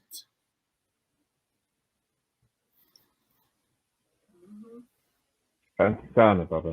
Santisana. Clear and concise. Dada Verona, how's your take on this question? I feel like I'm just going to be echoing what's already been said, but in terms of liberation, just to repeat what Baba Small says, how can we liberate ourselves when we don't even know who we are? We've gone through 10 years plus education in a system that is designed to teach us about other people. So we don't know about our own heritage. We don't know about our own culture. We've been systematically taught that we are slaves, that we are less than, that we are not worthy. And so we have been indoctrinated with this understanding from childhood. So therefore, if we're looking at our spiritual teachings and we understand about that whatever happens within our minds is manifested in our external realities. Therefore, we shouldn't be surprised that we're in this chaos that we're in now, because that is a reflection of the system that we have been raised in. So if we really want to talk about liberation, it has to start with self. And therefore, we have to start by addressing and correcting the systematic teachings that we have internalized. So we've internalized self-hate. We've internalized feeling inferior. We've been conditioned to think like other people. We don't actually know our African worldview. Most of us have no idea that our whole reality has been shaped of someone else's design and perception of reality. So how can we liberate ourselves when we don't even know our own worldview?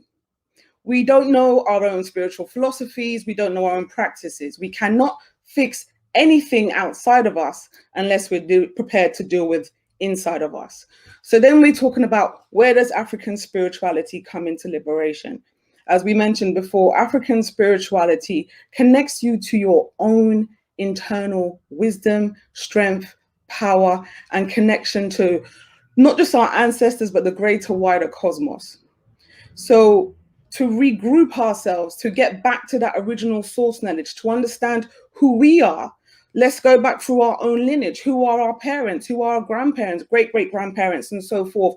Understanding their character, their positive traits, their negative traits, their flaws, and so forth, we can get a better understanding of who we are in this day. Knowing their story is our collective story, and we can learn and develop from growth for that. We cannot liberate ourselves if we are living someone else's story. And that's one of the major things that we need to work on collectively. Nothing can happen collectively unless we start on an individual basis. So much people say, oh, you know, this needs to change and we need to do that. And as a people, we need to do this. We cannot do anything unless it starts with yourself. You can talk about changing systematic oppression, but if you have an oppressed mind and you already see yourself as inferior, what else can you change? So that's where we need to start. We can start by utilizing the knowledge within our spiritual systems that give us that guidance, that foundation. Start connecting to that ancestral wisdom that exists within us. Calling on ancestors is not just some airy-fairy thing that we do for the fun of it. By having reverence for those who come before us, we invoke that essence that exists within us. Therefore, all those ancestors, all those great, knowledgeable healers, diviners, and so forth, we can invoke that wisdom to be utilized for this very day. This is not dated wisdom that serves no purpose. It can be used in a functional form.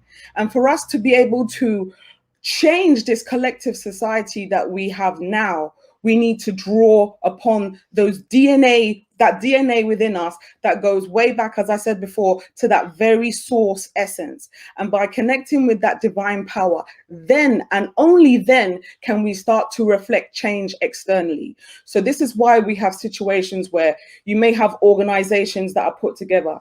There's no harmony, there's no unity, there's distrust and all of these things, and they collapse and they don't succeed. Why? Because the self-work is not being done. If we're holding ourselves accountable and we're utilizing our spiritual traditions, we're living by a sort of moral code and standard. And as we've mentioned before, we're working in alignment with nature.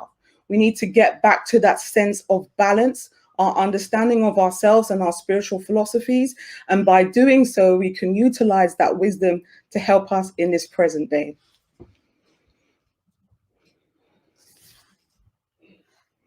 Thank you. Beautiful, beautiful, beautiful, beautiful. I could talk and ask you guys, ask you elders and my master teachers so many more questions, but I do want to bring it to a because we have a film from Her Royal Highness Queen Diambi that we want to play, and so she's made that contribution, and so we want to have her share her knowledge and wisdom. But that touched on a point that I really wanted to get to during this discussion, because I wanted people to come away with practical information and practical steps that they can take. And I wanted to combine a couple of questions that I practically, how do we use our African spirituality in our liberation? But also, and I think what Dada Verona spoke on this, is how do we practically, in practical terms, start to address living that African or spiritual moral life, that moral code, as I say in Kemet, being true of word, so that our words do have power because of our character and because of our will and because of who we are, and how do we deal with the pain that has gone, epigenetics of enslavement, Arabic enslavement, European enslavement, these things that are part of these things that are affecting our psyche, and that personal work. So to sum it up, if I could ask you all to have some words on practical steps to improve our moral life and address the pain and the issues that we as Africans have to overcome so that we can liberate ourselves. Very big, not an easy part, but practical steps, if you could, of how people take those steps. They can come away and they can start to research that, start to put that into place. I think that would be, that would be beautiful if you would, please. So I'll start again with Mama Bella. What would you say regarding that question, if hopefully that wasn't garbled and made sense?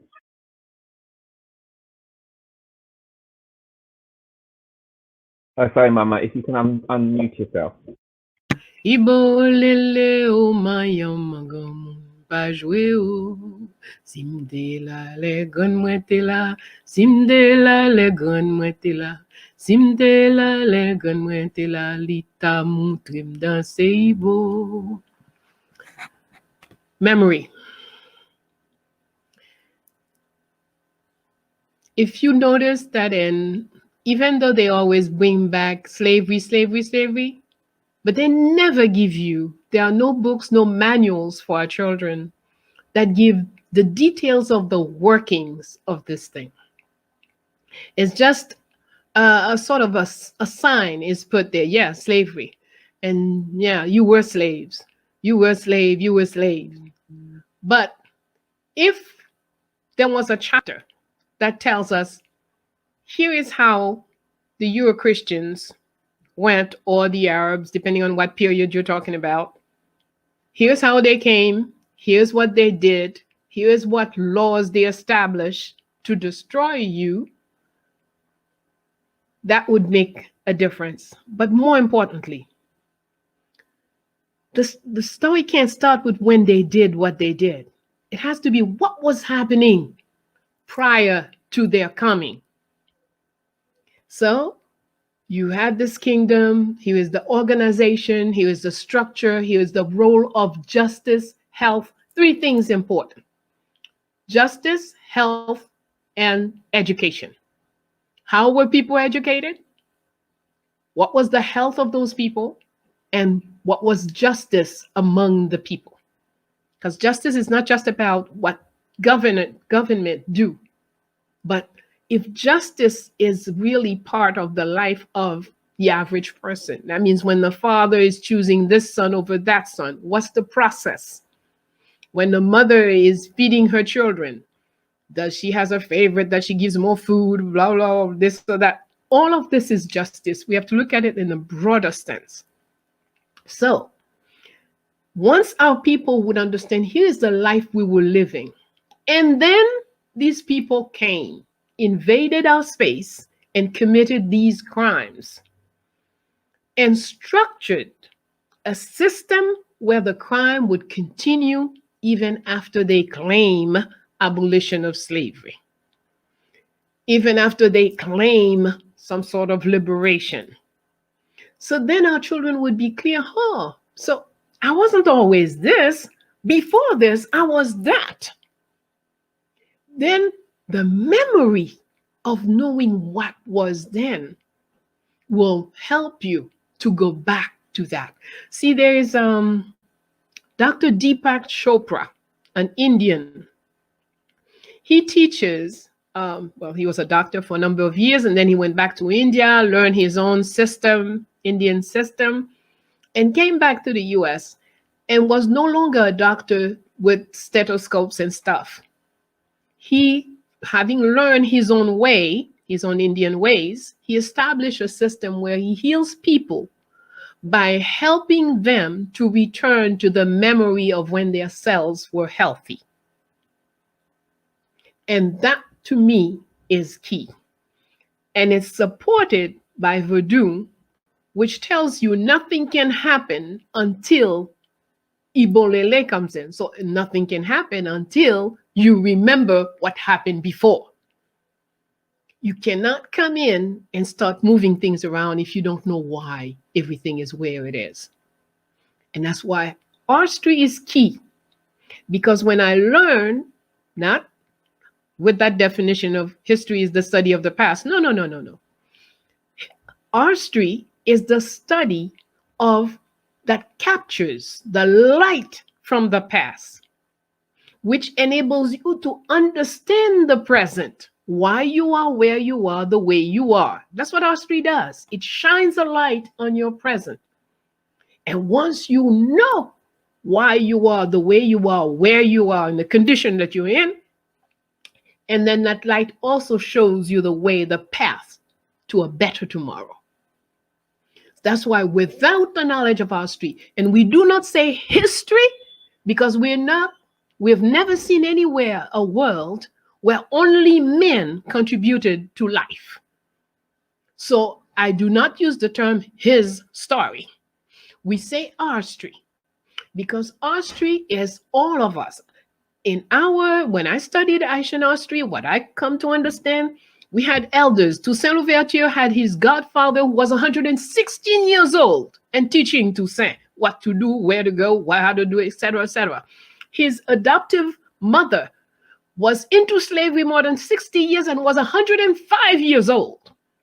So when I study this, I understand the resilience. So at 105, the woman is training the next revolutionary. So what's my excuse to talk about retiring at 70 or 80? I'm crazy. If that kind of thought would come to my mind. So we have to understand that when we study, the key question to answer for everything is why. They always tell us who, what, where, how. Forget it. Just go to why, and then all the rest will be answered. So when we understand that artistry is key, we must go back and learn. So we must know our children should be learning. Chapter A, here is where we were, what we were doing. Here is Shanghai, here is the Mali, here is Kemet, here is, then they have an idea.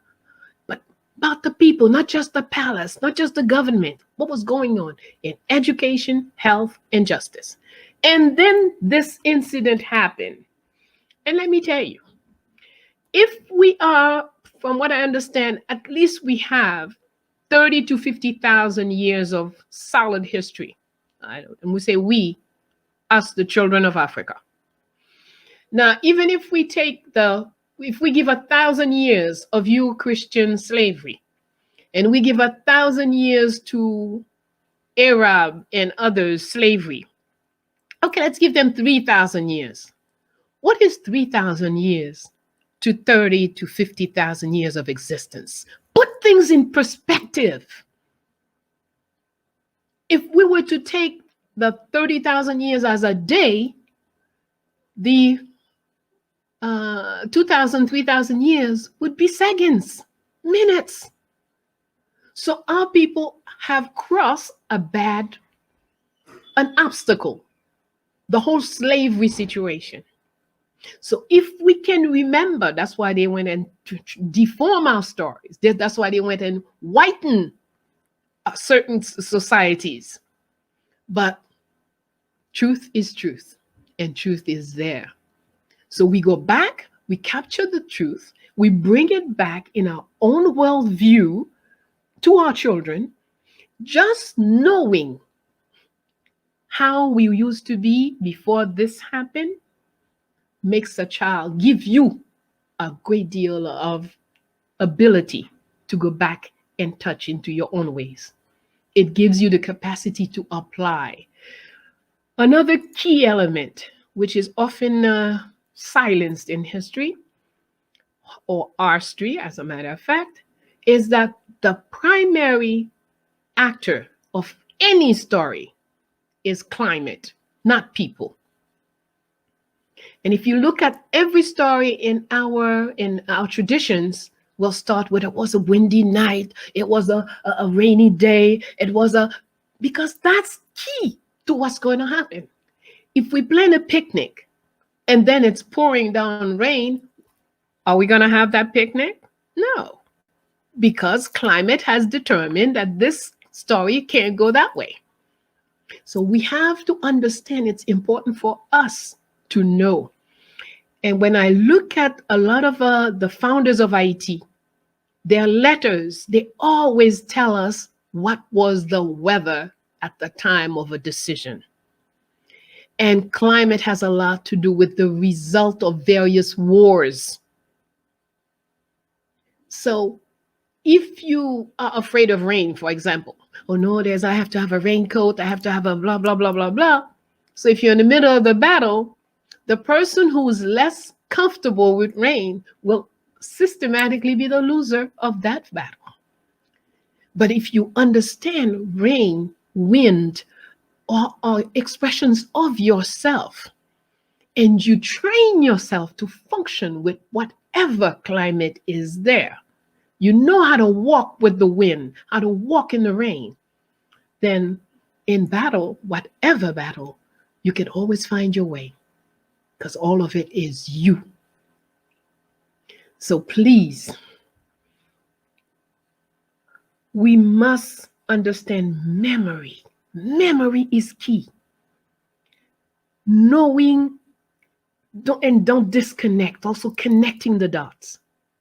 We sometimes talk about all the great kings and the great queens of Africa, blah, blah, blah. And that's a chapter that's separate from what happened after the great kings. So our children don't see the connection. They don't see sometimes how people will ask you, well, if we were that great, then how come this happened? Right? Because they don't see where it happened. The way we present it, the way they present it in IT's artistry, they tell us the good priest, Las Casas, say, oh no, stop killing now that they're almost all dead. Stop enslaving the Arawaks. Let's go to Africa and get people. And this was supposed to be a great, holy, divine decision.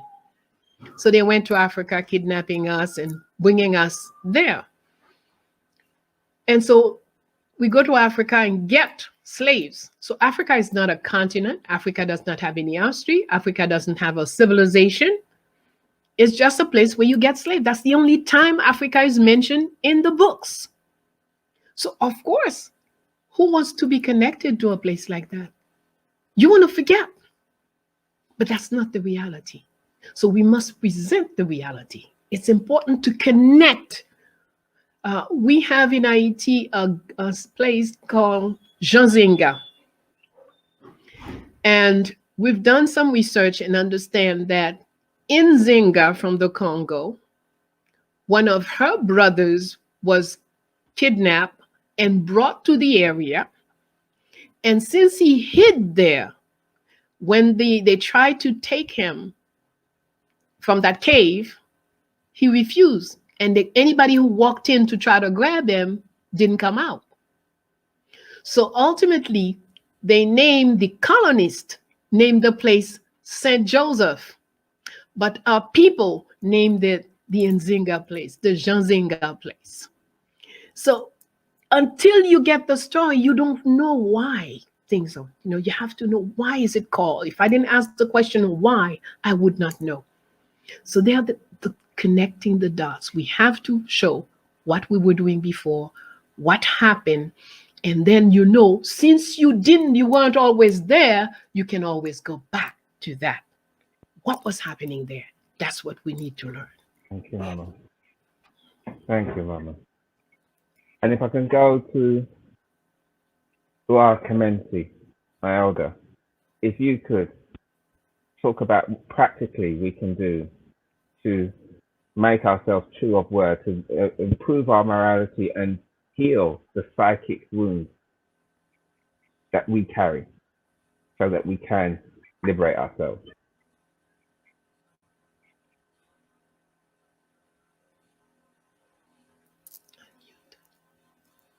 Elder, if you can unmute yourself, please.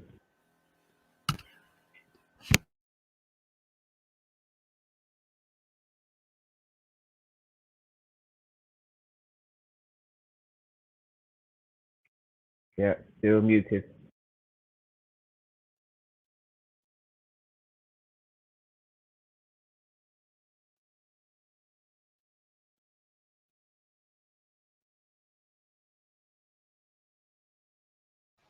We can't hear you, Baba. Someone giving you some assistance. Unmute yourself. Yes, there we go. Right. I was saying that my illustrious brother, Professor Small, made a statement at the beginning where he said, he talked about returning to who he was before he came into the world. And it's important to take that very, very seriously, because the first step in liberation for me is that we must replace your database, your reference bank, where you go to for answers. The Jesuit said that, give me a child unto the age of 7, and I will show you the man, the woman that they will become. In other words, you go through a process of conditioning, a process of taking you out of your divinity into your human nature, a nescient, impotent, limited being. If that is your identity, then you will be enslaved and disempowered. So firstly, you have to go into that data bank and replace it with your own cosmogony, with your own system, your way of life. My sister spoke about the importance of our story, of going back and look at what we did, who we were, how we did it, and so on.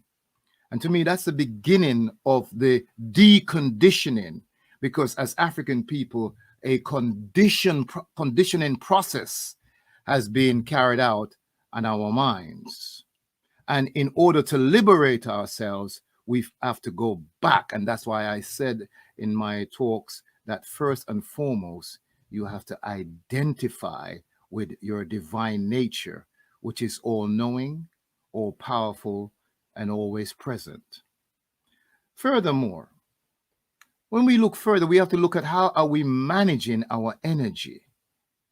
There are 5 robbers of our energies: our emotions, fear and anger and grief and worry and anxiety. So if we are able to begin the process of deconditioning our minds, of cultivating our energy, we then begin the process of engaging in educational system, health practices, building social institutions, creating wealth, prosperity, family. I mean, it all starts first and foremost with the removing the oppressor's database, the subconscious mind, where you refer to. Every time something happens, you refer to a database. And until when you clear that database and repopulate it with your own ideology, your own philosophy, you will never liberate yourself, because you will always function out of somebody's ideas of what life is. You see, if you seek approval from someone, you will always be owned by the approver. So you must approve yourself. Identify with your true source, the true reality that you are an omnipotent force. And from that mindset, from that understanding, from that knowledge of self, you begin the process of deculturization and to remake yourself in your own image and in your own likeness, a God being. And what I mean by that is, like, a good metaphor is that a drop of water and the ocean have the same qualitative base, not the same quantitative, but the same qualitative. And if you understand that you are divine, and within you are the faculties of your spirit that you can cultivate and unleash to remove all obstacles and begin the process of total liberation. I will end with that. Thank you. Wonderful words of wisdom adding to what has already been said. And I go to Brother Kai. And from your personal experience and from the Academy Revivalist movement, practical steps of how we morally improve ourselves, become true of word, and heal our wounds that stop us from uniting. Thank you, brother. Tendamwari. Give thanks again for this opportunity to share our understanding of African spiritual traditions. Practical ways. As a movement, we've always felt it was important that we practicalize this thing called spirituality, and make it relevant in people's lives. Otherwise, it just become either a talking shop or some individualistic thing that you do where nobody knows about. It doesn't impact on anyone. And so, like I said, one of our first programs within the Al-Kabbalah Revivalist movement was Shemira, which is our collective worship, and we feel that's vital. We come before a communal shrine. We encourage sisters and brothers to set up shrines in their homes as well. And there's all different types of shrines. You have marital shrine, you have the family shrine. So we set up shrines in our homes, and we learn about that through one way to start is, we say Kwanzaa is a good place to start. You got enough information on books how to set up a Kwanzaa shrine, and doing that, you can then expand and build and so forth. We also, as a movement, we have what we call life cycle blessings. Now, this is, we feel, has been probably one of the greatest way that we have been able to reach our people who would not naturally or normally attend a Pan-African meeting where the pouring of libation is taking place as probably their first introduction to African spirituality or African spiritual rituals, should I say.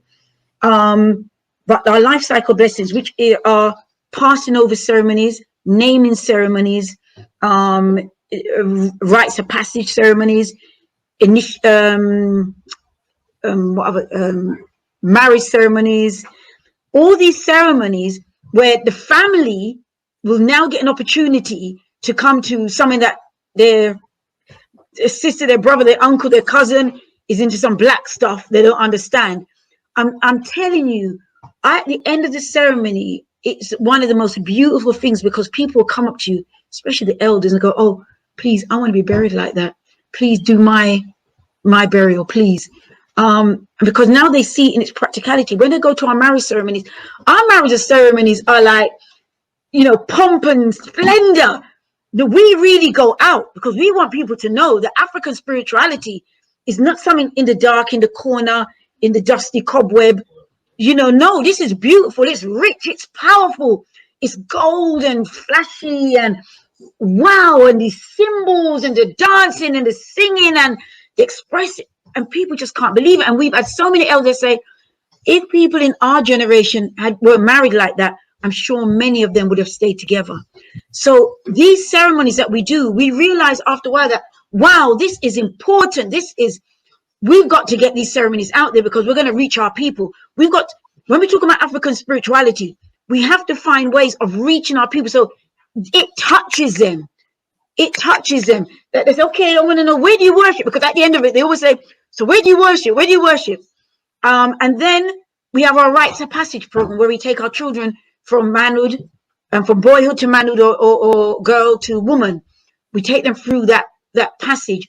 Very important, very vital. We also have our children's program. This is where we are initiating our children into the philosophy, into the faith, into African spiritual traditions, understanding concept, understanding symbols and rituals and what do they mean and how they can impart this in their lives and how they can create teachable moments to their peers and so forth. So we have these are the things that when you talk about African spirituality, you have to make it real. We've got to make it tangible, things that people can go to, people that people can touch, things that people can do in their homes. You know, I spoke about setting up a shrine, our Vimba Varenga. Now this is, we're hoping to start it back again, but this is where once a week, our people come to learn about systems and symbols and, you know, learn about the details of things, understanding the orishas and, you know, all the different aspects of the cloths and, you know, all these different things, different aspects of our tradition when they can ask questions and, you know, just really develop themselves and develop their understanding. This is so important because we could just say to people, read this book, read that book, read this. Yes, read the book, but then when you come together, you see, you don't know whether you really understand something or not. How do you measure your growth or your development? It's off of each other. It's connecting with each other, sharing with each other, and exploring with each other. And we see any communal coming together as vital to our development and growth. And so we don't care how sick you are, because I'm sick. To bring it to a final few points because okay. Yeah, get that. Yeah. So what I'm saying is that it doesn't matter how sick you are. We are all sick. We just levels of sickness. That's all it is. When you come up against well people, they will see your sickness more than if you think you're well and you know you're moving with people that are really sick, then you think that you're well. But then you go among people that are really well, then you realize how sick you are. So you only know that when you're coming together. But we always have to we have to be in a process of learning and developing. It's continuous. It's a process. I would say everything is a process. You haven't reached anywhere. We are going through a process. And our best efforts is to do it together. That's our best efforts, brothers and sisters. Return to the way. Return to the way. African people, return to the way. Reclaim your history. Reclaim your culture. Reclaim your faith. Reclaim your gods. Reclaim your ancestors. Reclaim your rituals. Reclaim your ceremonies. Reclaim your language. Reclaim your names. Reclaim your philosophy. Return to the way. Tendamwari.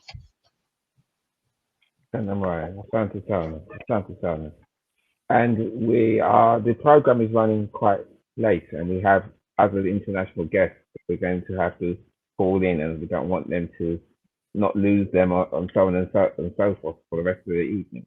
But I do want to really capture very simply and in practical terms, just for Brother Smalls and Dada Verona, if you can, in your own way, if you can think of some practical steps. You've heard what everybody else has said, and I know I would love to have you by yourselves, because all of you, just speaking by yourselves for a good couple of hours. But and that's a hard task. But if you can, some practical steps that people can take away to improve their moral character, and start to heal. What would you say those would be? And I'll go to Baba Smalls.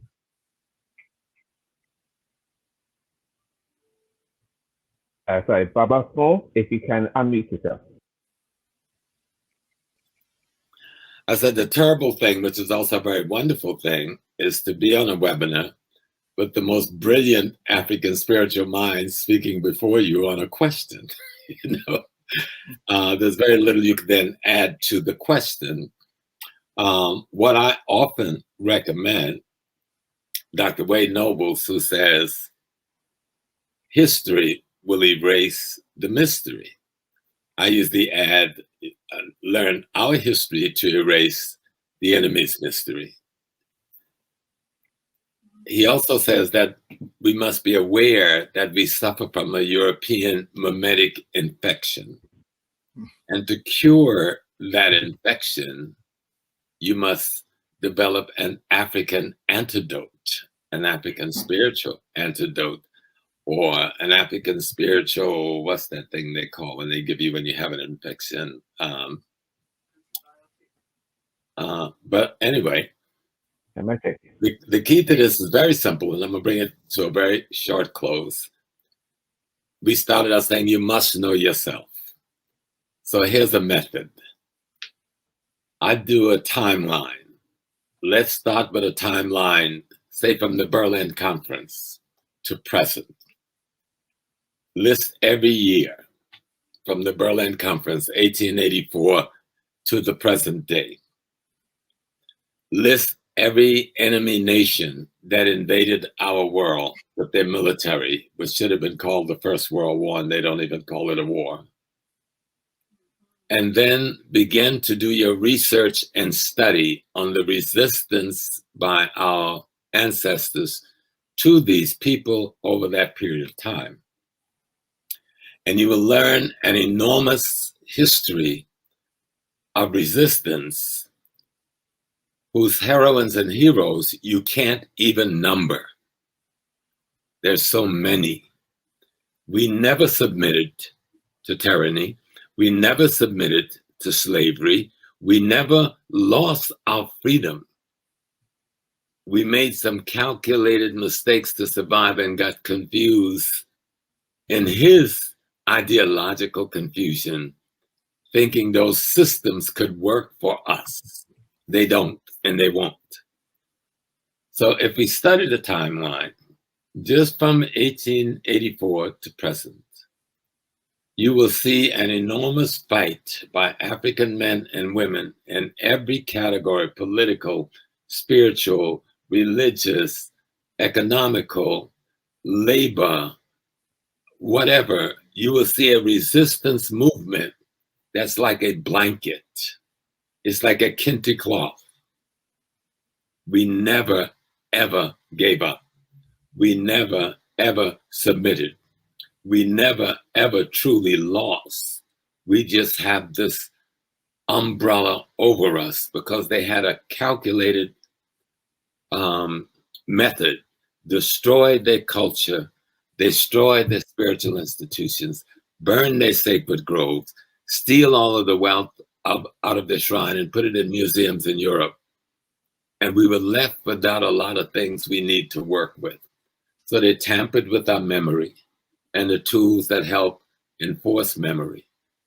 But by doing that timeline, you will get a sense of the enormity of African resilience. You will get a sense of the enormity and the strength of African institutions that still survive today. You may not know how to find it in Accra, but 15 minutes out of Accra into a village, in almost any area, you will find it alive and well. You may not find it in the capital in Uganda, but 15 minutes out of Uganda's capital into a village, you will find it alive and well. And so begin to look at a timeline and then do the research by listening to African scholarships. And you will find a whole new Africa and a whole new African that they've made you think didn't exist at all. Asante sana, Papa. Asante sana. I think the worship is here because we're coming to an end. So, Dr. Verona, very so. Sorry, sorry. I'll make But it is very quick. I'll make it very quick. Yeah, But I just wanted yes, to say if you that would. Thank you, my sister. we cannot use Western solutions to solve our problems. We have to return to self. And to apply that, we need to love ourselves. And one of the first things to show you love yourself is to learn about yourself. If you're not prepared to learn about yourself, it just shows how the lack of love is there. When we start to learn about ourselves, we can look into our philosophies. You can look into, so you said the moral code. So if we look at Obrapa amongst the Akan peoples of Ghana, which is to live a life of good character. You see the same represented in Iwapele of the Yoruba people. If we look at the concept of Ma'at amongst ancient Kemet about living in law, harmony, balance, and so forth. I'm not going to list all of them because I know we're pressed for time.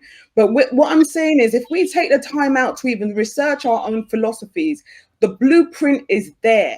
We can talk about rituals all day, but once we start to acknowledge these principles that give us a moral code to follow and start to hold ourselves accountable, because that's extremely important, then we can start to apply the rituals such as ancestral reverence and so forth, so we can develop that strength to keep our thoughts in alignment to what we want to achieve.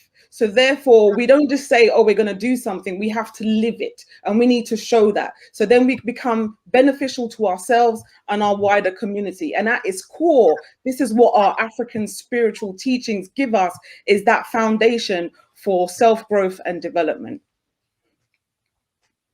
Beautiful. Beautifully done, Dada. and beautifully contextualized and a lovely combination of everything that everybody said. Asante-san.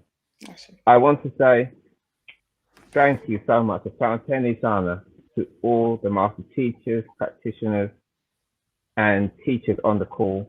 All of you I've learned from. All of you I love and I honor, and I give thanks for you giving so much to the African world and helping us to understand ourselves and come back to ourselves. And we as the Pan-African Congress movement are on that journey with you and continue to work with you and to honor our traditions and to grow stronger in that. And remember, as Mama Bella said, to remember, go deep within ourselves, to remember and to help us liberate first ourselves and then all existence and bring things into balance.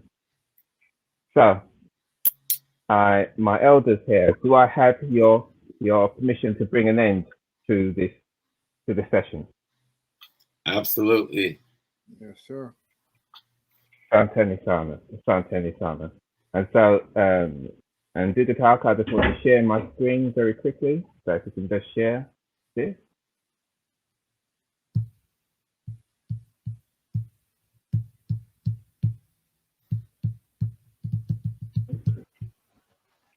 No.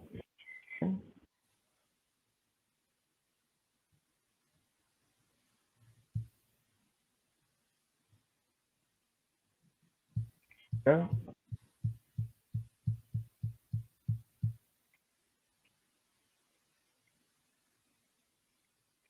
And so hopefully that'll be coming up onto the screen.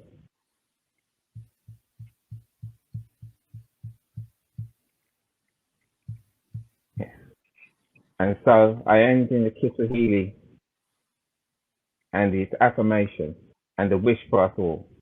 Acha ufahamu wako wowote. Endelee kukua. May your understanding of the all continue to grow. Asanteni sana, Jamal. Thanks very much, Daniel. Enjoy the rest of ALD, and thank you for joining us. Bye, Harry. Tendamwari. Etepu. Tendamwari. Petepu. Reading from Remani Hai Takatifu ya Mungu, Mungu's Divine Living Map. We're reading from the book of Faraja, which is Comfort or Consolation. Reading from page 148 to 149, verses 97 to 109.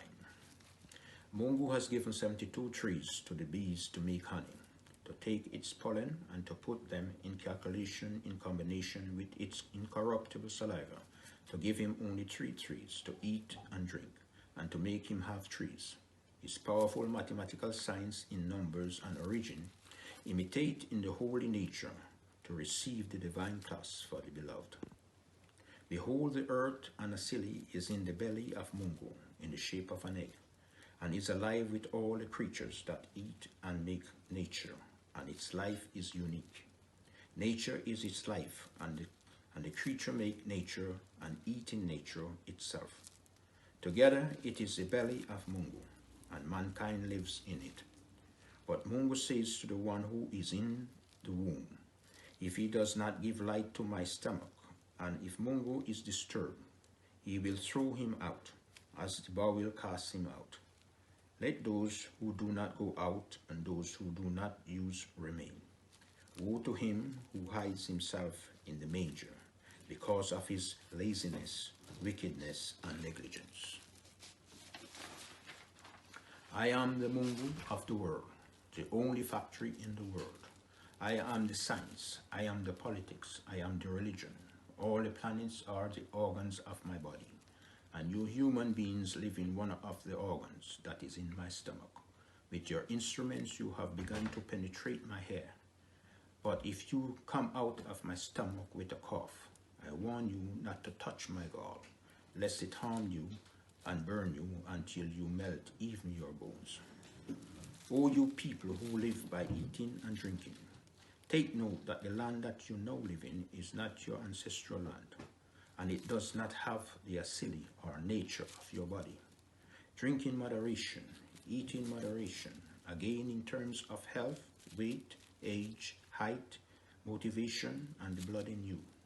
Take a little sugar and a little salt to build up your body.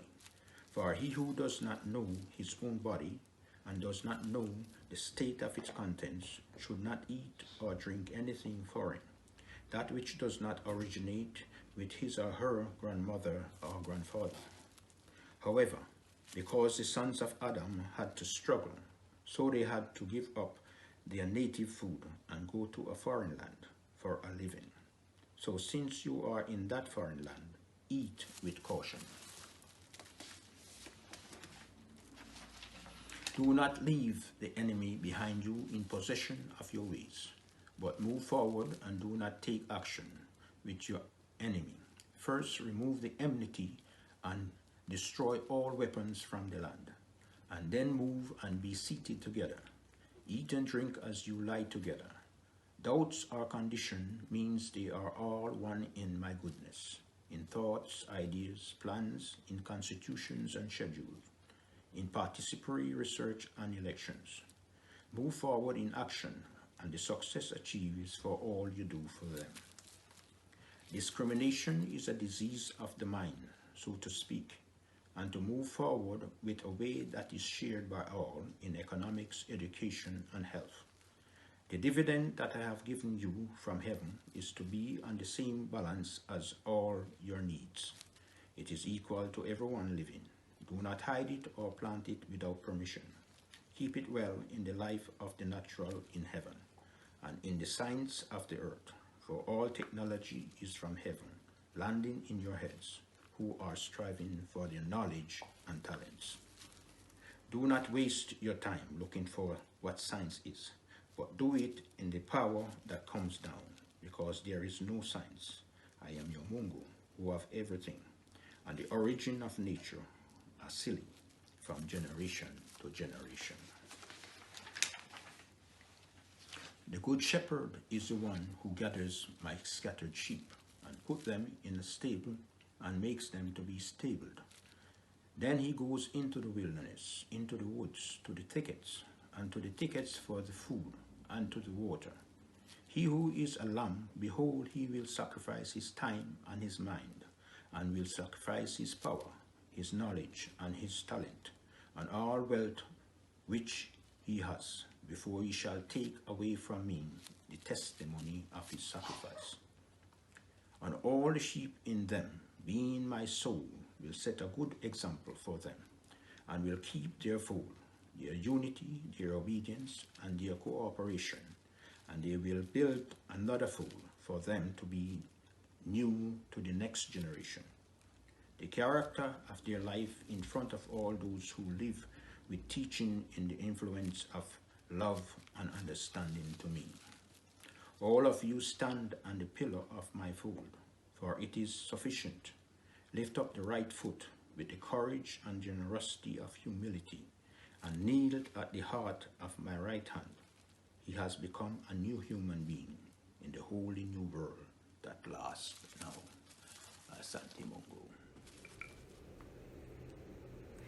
Hello, everyone. I'm very happy to be with you today. I am Queen Diambi Kabatusuila Tshiyoyo Muata, mukalenga mukaji wa Nkashama, wa Bakwa Luntu, wa Baluba, wa Kasai, wa Congo. Queen Diambi of the Order of the Leopard of the Bakwa Luntu people of Kasai of Congo. I am also Grande Mai do Povo Bantu Brasileiro, which is the title of Great Mother or Queen of the African descendants of Brazil. I am very happy to be here with all of you today since it's my Earth Day and I am around absolutely amazing people and I'm around amazing of my own elders, and to only cite one, Professor James Small, and maybe I should also talk about Professor Bello. All of these elders have greatly contributed to who I am today, and every person that I've met in the course of my life have also shaped the person I am today. So for that, I thank everyone that I've ever crossed paths with, and I also thank the ancestors who made that possible. So I give grace and I give reverence to all our ancestors who have gone through so many trials and tribulations, who have overcome so many difficulties in life, and who have been masterful creators of all elements of civilization, and who are an inspiration to me. I am very, very happy to elevate the ancestors and go all the way and pour symbolically libation for all the ancestors of humanity, as well as our primordial ancestor, who is Noon, or the primordial mothers, or for some who call God. So it is really an honor for me to be here today to talk a little bit about spirituality, if there is indeed something like that that exists in the African culture, because we come from a paradigm where they like to dissecate and separate everything, and the African paradigm is a paradigm where there is like a unified field that really permeates everything that we do, so everything is really interconnected. So I am queen of the Bakwa Luntu people. I was crowned 5 years ago in the Congo, in my home village of Mashala, Bakwa Hindu. And then I was intronized in Kananga, which is the capital city of the Kasai region from which I come. Then I was also crowned a Grande Mai do Povo Bantu Brasileiro in March of 2019. So all those titles really only represent one thing, represent that I have taken an engagement to move forward in helping as many people as I can, because on my head is a crown, and maybe in the other paradigm it means, you know, power and, you know, the ruler or something like that. But in my paradigm, it really means a caring mother. More, that's it, and a help desk. So I have been working all over the world to mobilize people who really feel like there is something that we can do in our era to really advance, you know, human consciousness, so that we can manifest better things for ourselves. The world is absolutely gorgeous, of course. There is, I believe, more good than bad, but the bad can also, you know, spoil it all for everyone. And it's been the case in many instances. You know, most people do not want wars.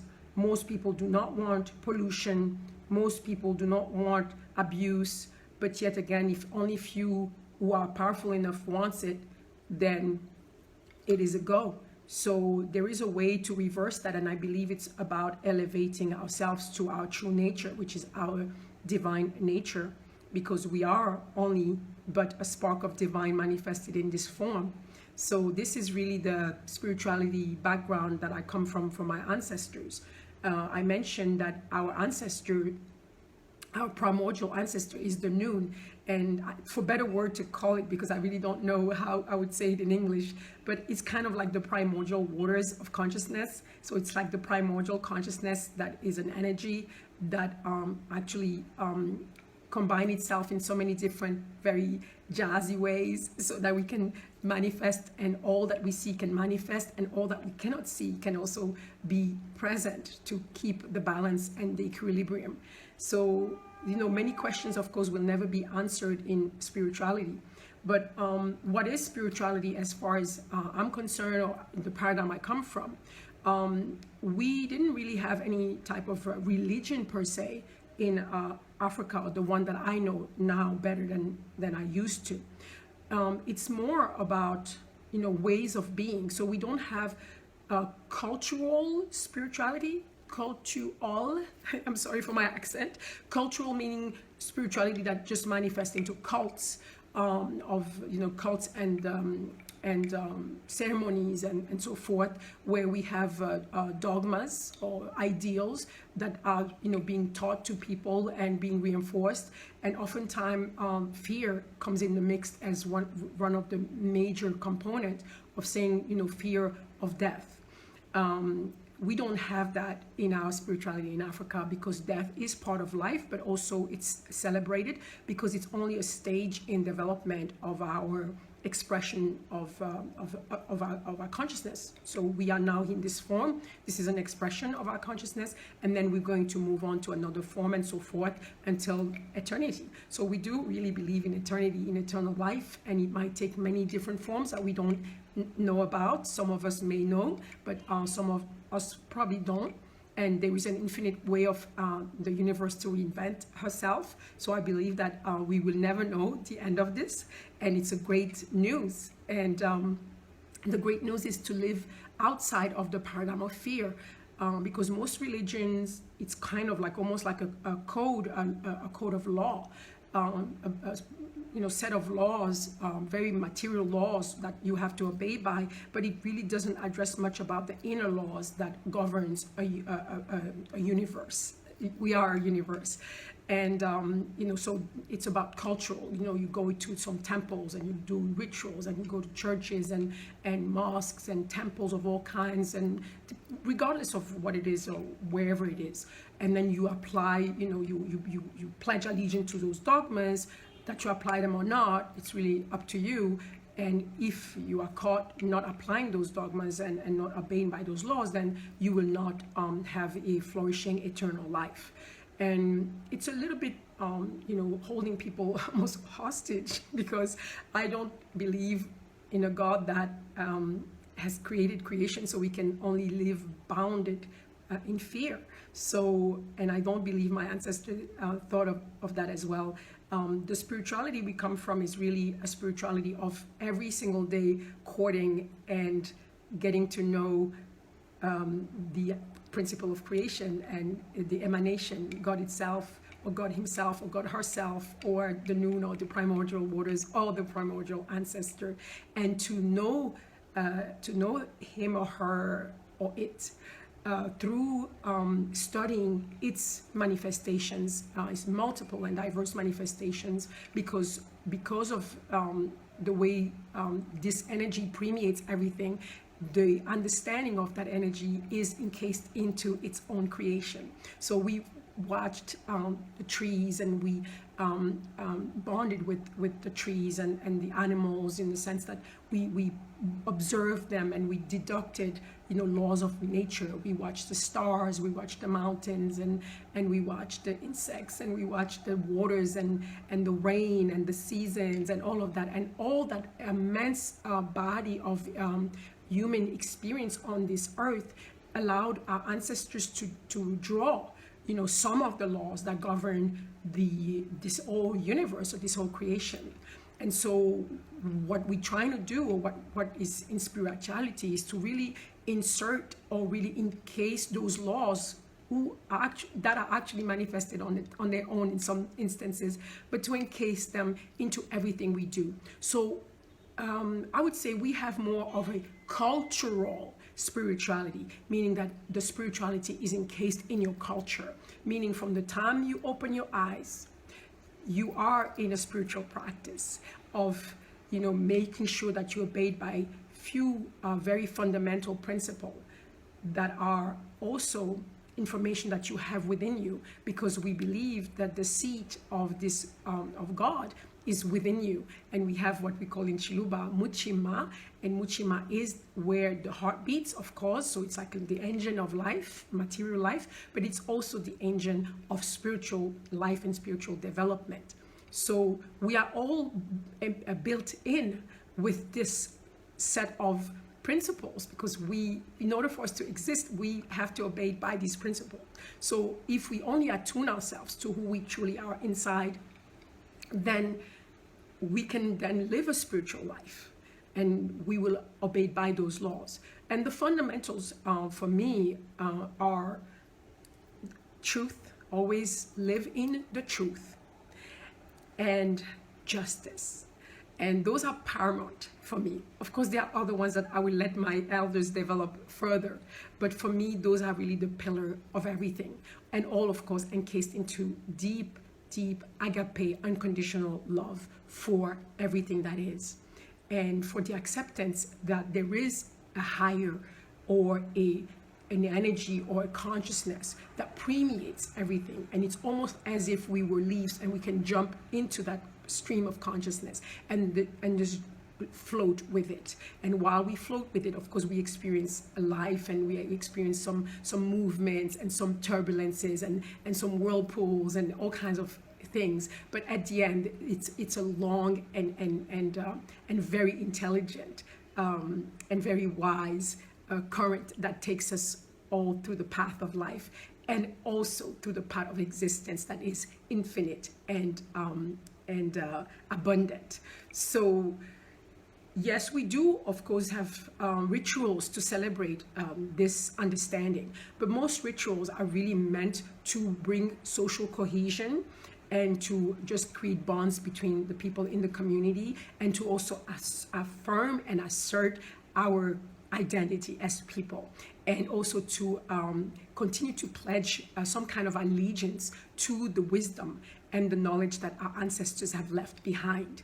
And of course, we have also great understanding that, when we do rituals, we go and transperse the veil of visibility, and then go into sending waves and energy into all the realms of existence that we are actually not aware of in a conscious mind, but that is here, and that we acknowledge that is here. So it's always to seek balance, to seek harmony, to seek peace. And all of that starts within us, because if you're a peaceful man or woman, if you're a peaceful human being, if you are a harmonious human being, you will be manifesting this, and your acts and your words and your thoughts will be bathed into this pool of love, unconditional love and agape love, and you will manifest it into your words and to your actions. So this is what I can say right now, and I'm going to leave the floor, because I have so many people here that I would love to hear from, and they have some very great teachings for all of us, and myself included, because I'm a perpetual student, and I have learned from many. So I don't stand on my own shoulders. I stand on the shoulders of our forefathers, and I commend you all for being truth to yourself, and being truth to what is it that you came here to do. So we have been entrusted with a very, very beautiful, precious gift that is life. I have my birthday today, so I celebrate the moment where I stepped foot on this planet and say, I want to do something, I want to do something, I want to do something. And I am very proud, I believe, to align, to have a life that is aligned with my purpose. Because after all, my name is Diambi, and Diambi is the bearer of good news. So I go around the world and I speak my truth, I speak my justice, and I hope to bring a smile in everybody's face and a sunshine in the heart, so that we can just attune ourselves and adjust ourselves to always live in that space and do what is right. So this is Queen Diambi for you on her birthday. And again, thank you so much for having me here. And I really salute and greet everyone that is going to be watching this, as well as all my elders and all the elders in their domain who are coming here to drop dimes of wisdom and who are going to encourage us to continue to be who we are and shine our best light every single day. Thank you so much. Bye.